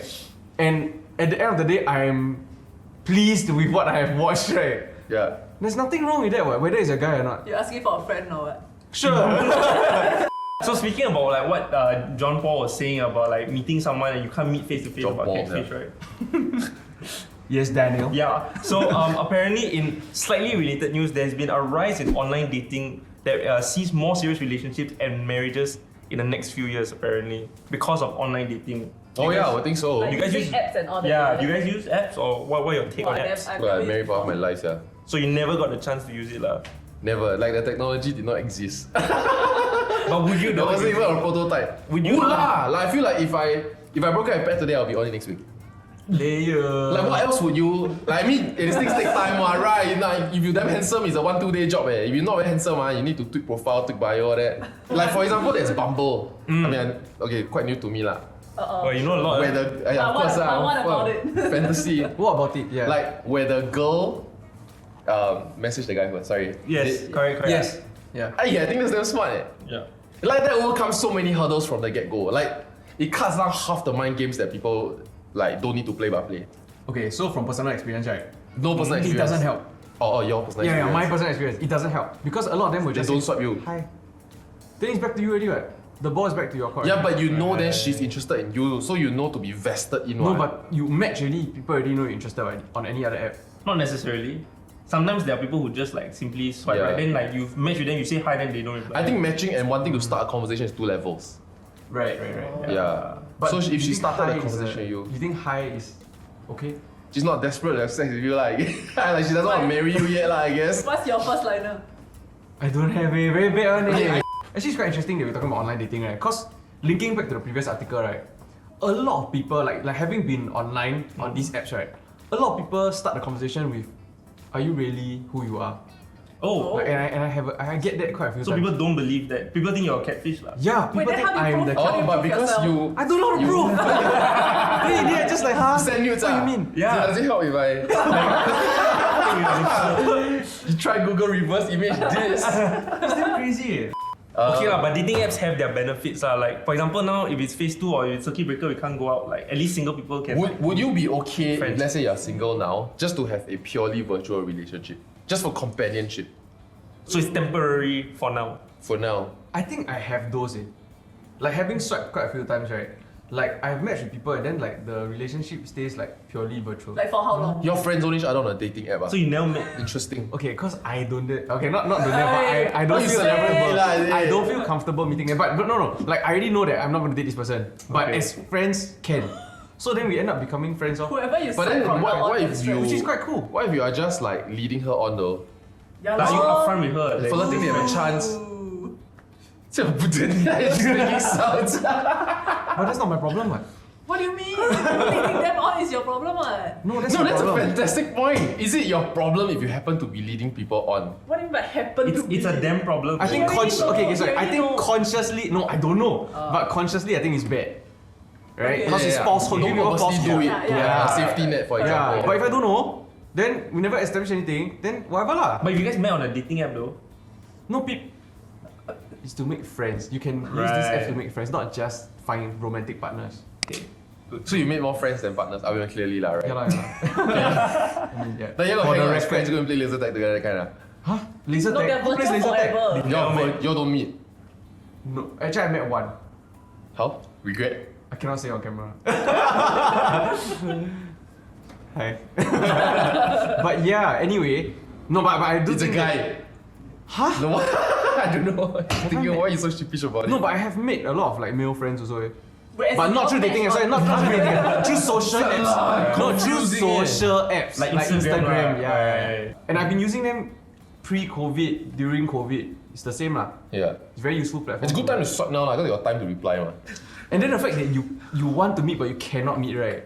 Maybe for some people that's a bit of a turn, Turn on. Or some Yeah, people. Yeah. Teasing a bit, you know. Like you, like the edging kind of.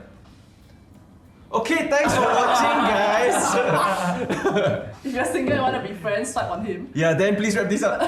Thanks so much for watching. Remember to stay safe and mask up. With the right kind of mask. And stay at home as much as possible. Yeah, and let us know what you want us to talk about next. There's a link below.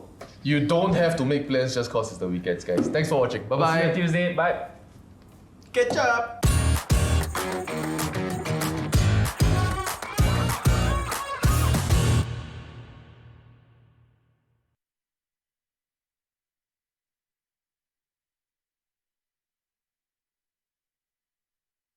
With S26 Gold, he can have the best nutrition and be the exceptional child that I know he is. Because my mom is notorious for being late. So then after so late until they're at the door, right? Then my mom come in, then they have to move aside, and then they open the door for my mom to go in. Actually, Then my wedding also. halfway through, right, they go and change outfit. So my mom go toilet. Must you have sex on your wedding night? This is your daily catch up.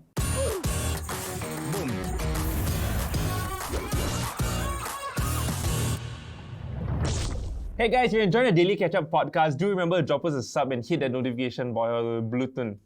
Correct, what he said. Also, we want to take this opportunity to shout out and recap a little bit on what's going on. We understand that some of you are confused and there is new COVID procedures for testing and isolation. So then. Yeah, so they're called the 1-2-3 protocol. Couldn't get more simple than that, right? So protocol 1 is that if you are unwell, go see a doctor. And then what they'll do is that if you're assessed to be COVID positive, isolate yourself in a room and MOH will call you or contact you regarding like procedures. And so if you're vaccinated, you'll be discharged after 10 days. If you're not, you'll be discharged after 14 days. And speaking of vaccinations, if you haven't yet been vaccinated and you're eligible, do go sign up to be lah. And then protocol 2 is that if you are well but you happen to test positive, you have to isolate yourself for 72 hours and then you take another ART test. If you're negative, you can end your isolation already. And if you're unwell at any point, go see a doctor lah, and then refer to protocol 1. Essentially. There's also a third protocol. Which we do later. Yeah, we How do that? later lah. Yeah, just enjoy the episode Yeah, first. yeah. Hopefully you stay to the end for the secret protocol 3. Which can read out online. So there was an article on 8 days and it was also shared on like the Today Singapore's identity. All the days. There was this wedding. The groom, right, sent an invoice to a bunch of no-shows because they confirmed Like people who their said, seat oh, okay. and didn't turn up. And the invoice was for 2 people, altogether $240. But why he's so Went stingy viral. though? They just never go. Why need to pay? Okay. Okay, wait, I've been to one wedding conversation, yeah, that's the conversation to be had. That was really the debate, and that's where the conversation could possibly go lah. Because people are like, wait a minute, like, why would you, like, why are you invoicing someone? Are you going to ruin the friendship over something like this? Right. Because obviously there's no going back from this, right? This happened in Singapore. This happened in Singapore. It was a US-based It happened in US lah. The reason why I ask is because in Singapore, ang paos are the expected thing that you have to produce if you're a guest at a wedding. Yeah. But overseas, right? I don't think so. It's usually either a wedding gift or they'll put money in an envelope, like a usual postcard envelope. Right, And right. then they'll put in a box still. So the cost is still quite heavy on the couple. My take is that I agree that bride and groom shouldn't feel that the wedding should be covered by their guests. But if it's already customary and the standard practice is that before you go for a wedding, you're already checking the table to see this hotel is how much. There is some expectation that some level, like 80 or 90% of the bill is going to be covered from ang paos lah. Oh wow, I didn't know that. John made a profit. Don't tell anybody. No, actually quite a lot of weddings. But you the tell couples make everybody. profit actually. Yeah. Oh. Yeah. Like my friend had a wedding, right? And his father basically I want like this number of tables. Like, Right. give me 10 tables. Then like, why? He's going to invite everybody that he know, and he's going to invite all the people that got money, man. Yeah. You know they're going to give big ang pao. Then right, the money is not going to go to the son. The money is for him to basically make a profit. Yeah. Wait, then he's using his friends, yeah? That's so horrible also. In a way. But for many of them, this is the norm. To invite rich people so you can earn money from I mean, them. okay, there's also that. But that one, the current generation is also to blame. When I got married, Pat's mom actually asked for 5 tables. And the understanding is that these 5 tables, the ang pao, right, she will collect separately and it's hers. It's not the dowry lah, Yeah. essentially. Or like, Yeah. Wait, but is she paying for this table? No. She just takes the ang pao of it, the value of What's the like the ang pao. average price of one table, by the way? Like hotel Saturday night dinners are like 2K? starts from 160 per person. person, Per yeah. person. So like 1.6. So 1.6 Okay, to 2, okay. yeah. Yeah, so she actually asked us, and actually because Pat has an elder sister that got married first, she also asked them, and they gave. Right. Yeah. So And now become you all cannot don't give, is it? No, but we didn't give. Oh, So how do you all say no? how do you It stand was up to not your really in-laws? a very difficult conversation. To her is that she thought it's like this one, because her auntie friends tell her, oh, you gotta do this, you gotta do this, you gotta do this, ma. Yep. So when it came to us, then we're like, auntie, last time parents pay for wedding one, eh? Yeah lor. Like, last time, like, you know, when your daughter marry out, the Chinese saying is that it's 泼出去的水, which is water that you have thrown out of your house. You're not gonna get it back. That's what it's like to marry your daughter off, because they go into another family already. So I said, but we're all different, right? We are funding our own wedding. And next time, like, are you still taking allowance? You are not losing your daughter, you're gaining a son. And next time if something happened to you, will John come and help? I mean, obviously this is a conversation that I cannot have lah. Like I was there afterward lah. After Pat settled every problem already, right? Then I just go there. Auntie, you okay, huh? So she's like, oh, okay lah.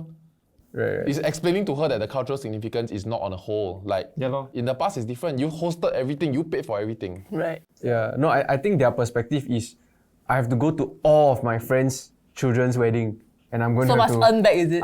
so they're trying to like even out. Make it back. Yeah. It was a little bit awkward between me and Ned because like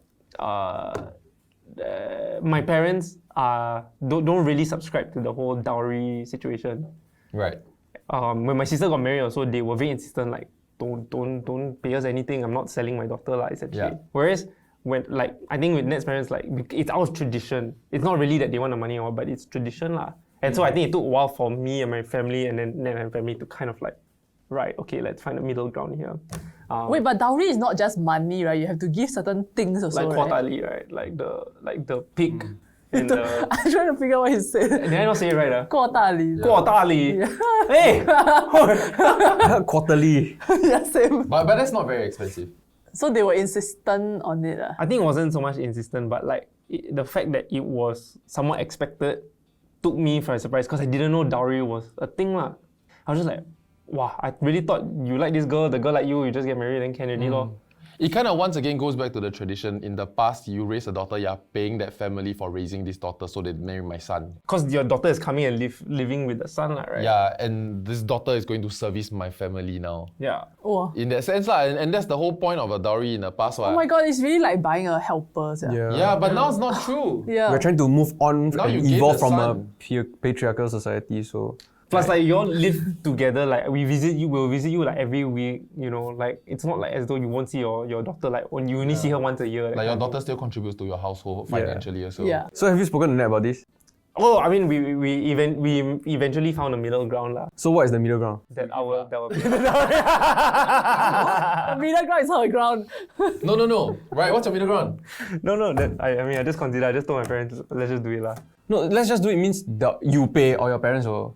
I think when I had to speak to my parents about it, like I was fucking poor lah, so I had to be like, guys, we gotta fuck this When amount. they say we, I mean you, just to be clear. But then like I think I've managed to along the course I realized, okay, like if I really love net, like let's just get this out of the way. Let's not make money the problem, and so I just saved that amount lah, and then it's okay already lah. Was you and Net splitting the cost of this an option ever? Yeah, I think she initially said like she was also actually against it also, and she wanted to speak to her parents about it, but her dad was quite insistent about it lah. So then I think initially she was just like, yeah, I don't want. Like when I first met her, I guess this is why it was very awkward, because when I first met her, right, we both agreed that we didn't want the dowry. And then But then you realized it was not your decision to make. It wasn't her decision to make for her side. I think it surprises or maybe concerns me a bit how much in-laws are involved in the wedding. And it sounds to me like based on what Your I've own parents also lah, not just the in-laws lah. Like Yeah, correct. And I think from based on what I've heard, it seems to cause quite a bit of strife, like between the couple also. So my mom has a friend, right? The son is trying to get a wife lah, basically. So then the wife's family was very insistent on all the traditions, like have to follow, like they need the maypo, is it matchmaker to go and say I want to get married with you. Okay. What? Yeah, but then it was during like COVID period also, and most of the maypos are from Malaysia. Like all those professional one that can tell you exactly what you need. Right. So then it was super hard for them to hire one. Then they refused to like have the wedding if that thing is missing, that kind of thing. Oh wow. Yeah, so then it caused a lot of strife because like my mom's friend was saying that like, why can't you negotiate it like with your wife and all that lah? But then the son is listened to the wife one, so they ended up causing a lot of strife amongst the whole family even before the wedding. Which like then doesn't that just defeat the whole purpose of a union of two families? You know what I mean? It's true. You know how crazy it is to organize a wedding now? Because the rules keep changing, then you postpone back and forth, then the hotel sometimes also not so easy to work with. You're limited to like 50 guests if I'm not wrong. Then there's this whole additional process that you need to go through. So I mean, but that's not the hotel's fault, right? It's for safety, right? Yeah, but either way, it's still very tedious administratively, right? And then right, with the current situation with COVID, it's a very high possibility if you maybe over the last 2 days, leading up to the wedding, over the last few days, right? Then you cannot in contact or something, you need to quarantine or whatever, you cannot turn up, right? Wow. I attended a COVID wedding, it was so much fun. Oh. It was my cousin, and then so my uncle, like we were close, this was the family unit that I was close with, right? And then the uncle was fucking scary. He looks like, you know, you tattoo Japanese demon behind your back, that kind of shit. Wow. He looks like the Japanese demon. Scary. Oh. I thought he had it. But he probably also have, I don't know. He's damn scary. Then we know this guy snaps at everything, because I mean they are well-to-do family. So he snaps at every fucking thing. We damn scared one. So we were thinking, why would they do a COVID wedding? Because he's so angry at the safety ambassador one. We were thinking at some point that night when he drunk, he will snap. So when we go there, we sit down, the wedding haven't start. He walked in for the first time, he took out his mask to say hi to us, right? The guy asked him to put his mask. He snapped already. He instantly said, "This is my daughter wedding, why are you saying my mask?" Then oh my god, we feel damn bad. The hotel staff keep rotating like, because it started with a young girl, and then she kena cut, and then you see her face one crying, and it's like his wife is like, sit down, everybody asked him to sit down, but he legit a bit scary, so nobody. He's drunk already at this point. He always a little bit drunk. He very scary. He really very scary. We all know that one guy. We all know that. Yeah. But the first guy, then he from there he kena cut already, right? Then he want to walk out because the ceremony haven't start, right? He tell us, serve tea ready, take out mask.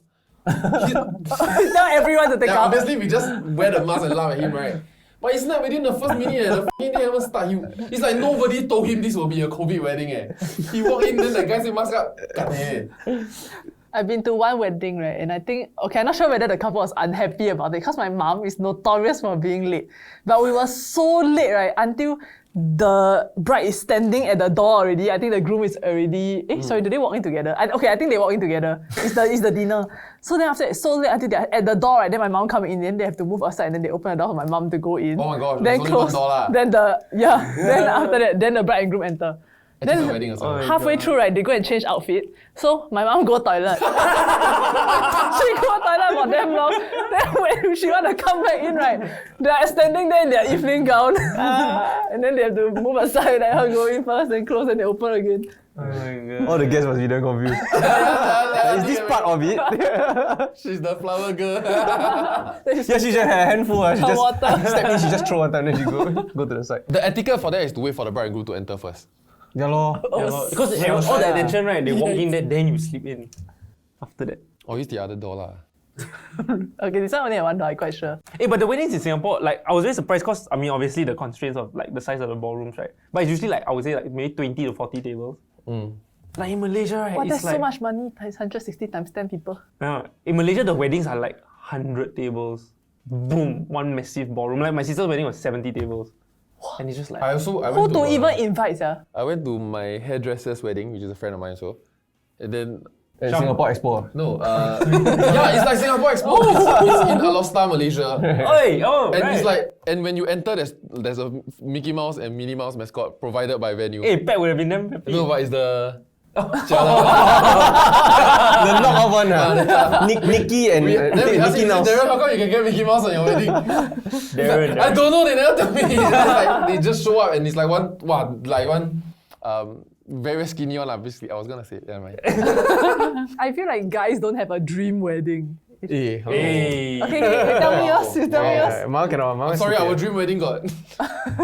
My dream wedding is from when I'm 18 years old, that kind of thing. Which is? So first of all, still got why, you normal lah. no, bro. My one next level. So, but impossible, okay? It's 18 years old. I thought I would be married by the time I'm 25. Yeah. That kind of bullshit, right? Don't have sex until after marriage. At 18 years old, you thought that. No, 18 years old, he's just worried by literally.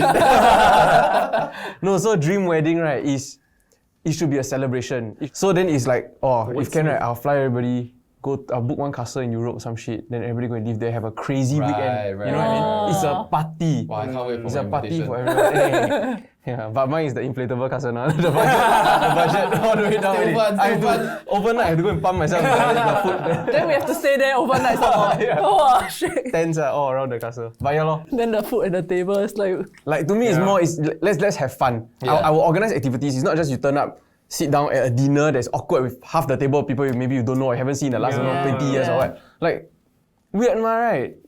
Yeah. So are you expecting ang pao for this castle wedding? Of course, I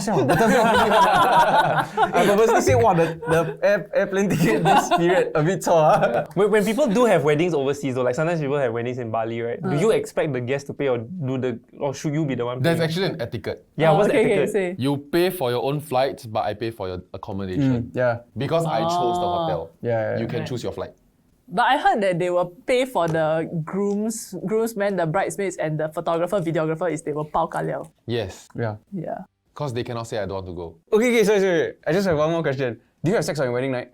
Huh? Yes. Do people not? I don't know. Because you're so tired. Yeah, the that's whole why. day. Hey, to be honest, we were so tired. I was slightly drunk because we were after party. But we were like, oh my god, you can only consummate. This one night of sex is consummating the marriage. Other than that, you're just having sex. Yeah. No lah. So we had a damn lazy sesh. And you all have to help her undo the dress or something to get like. No, it's not that hard. It's not a corset. It's not very difficult. It's a fucking zip only. I imagine like taking off your shoes at the end of the day. It was like, oh. No, she wore sneakers because I very short. Oh. Yeah, so because the dress covers the feet anyway, right? So she has sneakers, so she comfortable. Also, I'll be taller than her lah. Which I am taller than her. It's just the heels really destroy me. Right. Okay. Have you all ever been asked to be a bridesmaid/groomsman, but you all feel like you're not close? Like my group of friends of us, there's like 8 of us lah, and like we agreed that like we will all be groomsmen for each other's wedding. And so then like along the way, right, I was like, like can we really fit 8 lah? Because I always thought you need to be symmetrical with the bride, and then does the bride have like 8 bridesmaids or not? But then so the first person in our group to get married, and really the best wedding I've ever been to is like he's been to my wedding though. Not traditional. Oh. But your wedding was very, very nice. Your wedding was very, very nice. Damage control. But it follows the same, basic structures. Basic. You say your wedding basic. I took out all the structures. Don't have. Whereas my friend's wedding didn't feel like a normal wedding that you would have in Singapore. Overseas, whatever lah. I'm so sorry. So yeah, so he got all 8 of us to be the groomsmen, and so then I think I'm next. Either me or my other friend will be next, and then most likely we'll have all 8 of us lah. Right. Doesn't need to be symmetrical. What? Yeah. I realize now lah. But is it not weird if there's like 4 and then 8? Yeah. Like the wedding photo is like. So like there was 8 of us, right? Sending one line all in like suit, and then there's like 2 of them on the other side. But it was okay. Yeah, no, cause I ever shot a wedding before, so then the wedding was a morning one. The groom has to go over to the bride's house. Gate crash. Correct? And do the whole gate crash thing. Eat wasabi. It's at outside a HDB unit, and then you're all sweating, then you need to do this like eat some nonsense, go and do some handstand or some there's a show of like, and everything is 10 times more tiring when you're in a suit. Yeah. Like normally you can do push-ups one, you know, like usually you can do 50, it's like okay one. Then they ask you to do it in a suit, right? Then at 10 or 10? why limit like. No, but at least wear suit. Like I think really right, groomsmen and grooms wear a suit for wedding. I've seen some photos, right? I'm so sorry if you're one of them, right? But like they make them wear berms and like suspenders, and then it's just like no, but it have some self-dignity. It could be a gate crash thing. It's quite interesting to see that the couples and the family didn't really know what is the process like, what is the first step, second step. And the photographer, right, was actually the director for the whole wedding. Wow. Yeah, because she's so experienced, ma. Yeah. So they, now is the tea ceremony. Or now you need to do this, do that, do that. Oh, then they follow true. along. Yeah, which was like very value adding, I felt. Yeah. On photographer, my pet peeve on weddings, right, is people that block the aisle to take a photo of the bride and groom. Yes. What are you gonna do with this photo? You're gonna print it or not? Oh my the god. The other one's gonna be printed and framed. Faster Google something. So irritated at those people that, wow, come on, I just want to take one stupid shot. Then you can see, because you can see the lens. And it's not even a good shot. Like, you send to the groom, they also delete one, you know what I mean? But actually, as an attendee of a wedding also, right, like, what do y'all really do there? You know what I mean? Like, is it really just to catch up with your friends? Or now it's strange because you can't even interact with another table. I don't know. I mean, I thought I planned a memorable wedding, but it's not lah.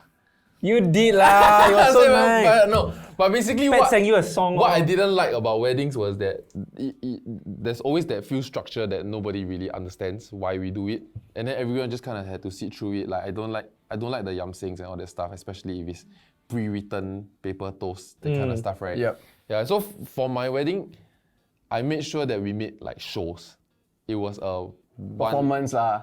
I mean, there's still the usual march in. We still did the yamsing thing, but we did one yamsing as opposed to 3 lah. Okay. Then, then everything else was gone. Like, then we just made shows. What do you mean by shows?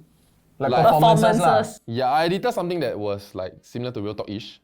Like a 10-minute video with dirty jokes and all that shit, but we talk very fast. So like the bridesmaids and the grooms. Oh, okay. Then we played like couple games. Games lah. Yeah, so like the whole thing is like something to watch, you know, so you felt like you came for something. Yeah. Did you have an MC for your wedding? Yes. Is the MC important? So good, Yes. Okay. He's a proper like shout out. Like a Abu.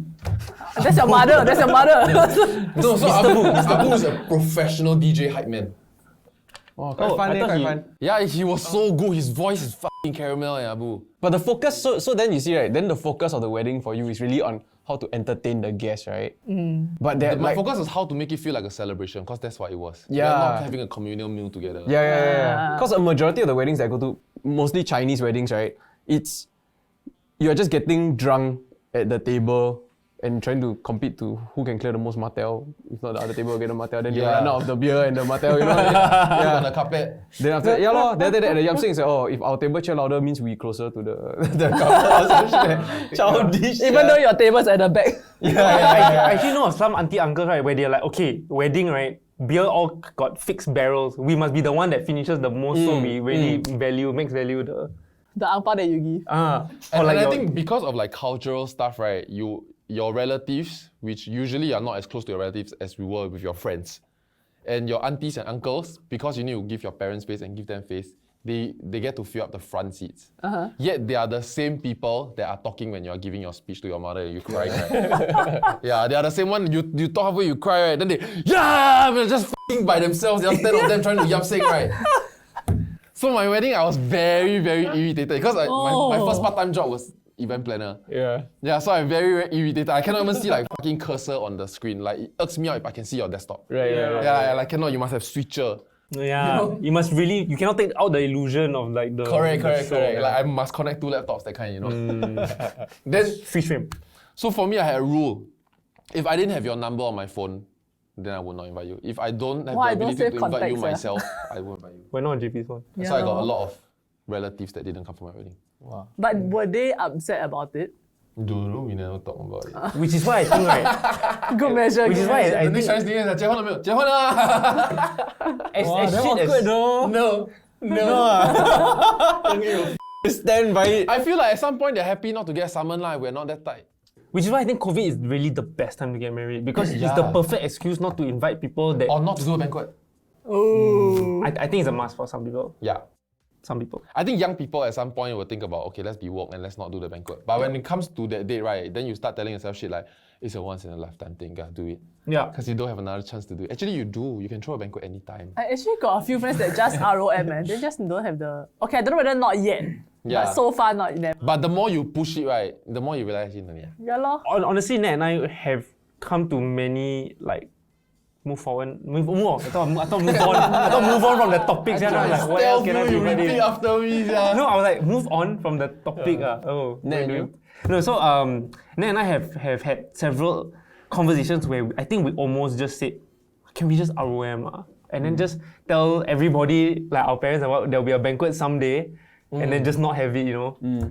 Because like it's so awkward. I think the reason why we don't have a date yet is because we want to hold it in Singapore. We don't know whether my parents can come down or not. COVID situation is so like jalat, right? So yeah, COVID-19 is the perfect time to just do it. Actually, the awkward thing I relate. I find that I was apologizing to a lot of people at my wedding. Like, sorry you had to come. Huh? Because actually quite strange. Like, you don't think about this all the way till your wedding day. But when they start coming in the hundreds, right? Yeah. And they start shelling hundreds of dollars, right? It's damn pricey. And then you're like, I'm so sorry I made all of y'all come leh. I better put on a good fucking show eh. You know what I'm saying? Yeah. Yeah, it's that's why I actually wonder why very you even have strange. to give ang pao in the first place. Because he got couples play game, he do video. He got DJ leh. His video was 30K one. The thing that I Not think for myself. will You make can't it get married. awkward, right, is that I'm always just in general, I'm very pricey to ask for help Right. for anything. Not because I think I can do it, it's because I don't want to burden someone. to do it. Correct. But when anyone asks me, I'm ready, I'm straight. So like when my friend asked me to be a groomsman, right, and to be MC and like whatever, I'm like, let's go. Like I'm fucking on, you know? And like, I know that with my wedding, I would struggle to say like, hey, I need you guys to do. That's why you have a wedding planner. That person will direct and administer everything for you. Right? But no need lah. I feel like it's a waste of money. Okay lah, maybe- Sorry if you're a wedding planner. Like, Let's say I'm your wedding, right? I want to say that I'll be happy to help. Not MC. yeah. I'm happy to help. Like Saikang, like press the next slide. Because I'm very high standard one. They won't see the cursor. They won't see it coming. No chance. The music, it's not talk, then cut, don't have. It will slowly go down one. It's radio DJ. I will rent the fucking slider to do it. I've done it before. So right, being the very calculative now Singaporean that I am, right? Say I never ever plan to get married. I'm very sure about it already, right? Do I have a special free pass with my friends, right, to not pao the ang pao? Because at the end of the day, everybody, you go to each other's wedding, it's supposed to like break even, ma. As in everybody will even out, yeah. There's something I heard that's related to that. And actually Eric told me. So Eric Lim, Real Talk, right? Yeah. He told me that he rarely go to anybody's wedding or he don't want to go. But he went to yours, right? He went to mine and I felt really bad after he told me that.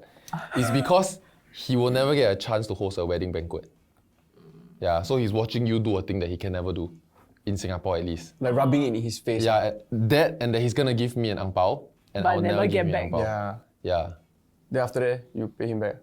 Never, I bought him a great wedding gift, birthday gift. But actually, do people not have such large expectations because wedding is seen as that one big once in a lifetime thing? So people want to do it grand and they feel like they have to do it grand. It's either that or it's peer pressure, or you feel like, hey, all my friends have big weddings, then I also must Or have parental pressure.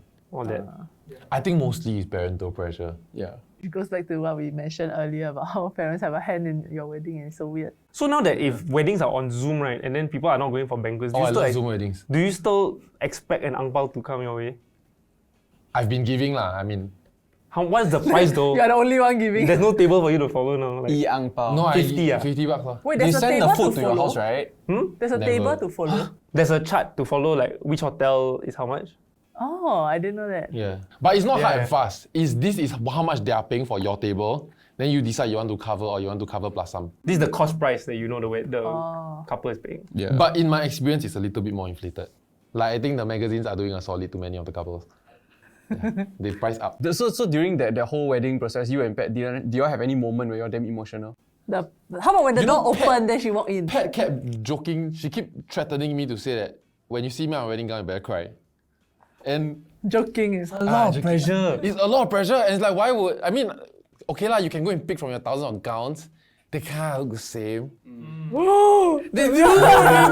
Like you can tell a white dress and a wedding gown apart. Like you can, like no one's gonna get confused which one's the wedding gown, which one's just a white dress.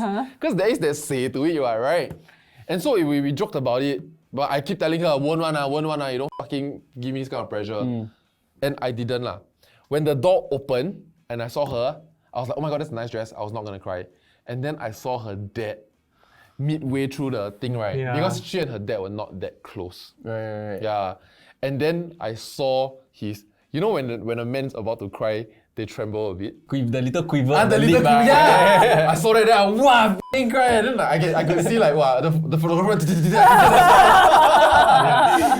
I got so many photos of me crying at my wedding. Well, actually, it's because of that. Shit. Yeah, because like I think it just set him that he's giving his daughter away. Like that whole motion is called giving away your daughter. Or maybe he's so damn happy because he's gaining a son. Listening. This guy. So speaking of weddings, this is now the moment you've all been waiting for. We kept this from you at the start. Protocol 3, then let's go. Yeah, so if you've been identified by MOH, right, as a close contact of an infected person, you will receive a health risk warning via SMS. So all other notifications, right, have been done away with already. This is the only one. And you should isolate immediately if you receive it. So just note that the HRW, right, is based on ART self-testing and it lasts for 7 days. So on day 1, you'll need to take an ART test as soon as you can. Upload the results to the website that they'll let you know. And then for the next 6 days, if you do need to go out, you actually can. You just need to take an ART test, and if you're negative, you can do so. But keep it at a minimum. Keep it at a minimum. Don't simply go out or don't fake it also. I know people like, yeah, whatever lah.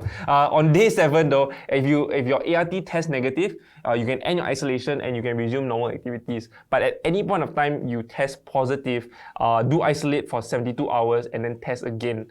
And you can resume normal activities once your ART is negative. If you're unwell, do see a doctor and refer to protocols 1 and 2 that we mentioned earlier. So I know this is a lot. There's more information in the website. We put the link in the description box below. We'll keep reminding you. Yeah. We plan to do this for the entirety of October, at least. Yeah, because we think it's just a little bit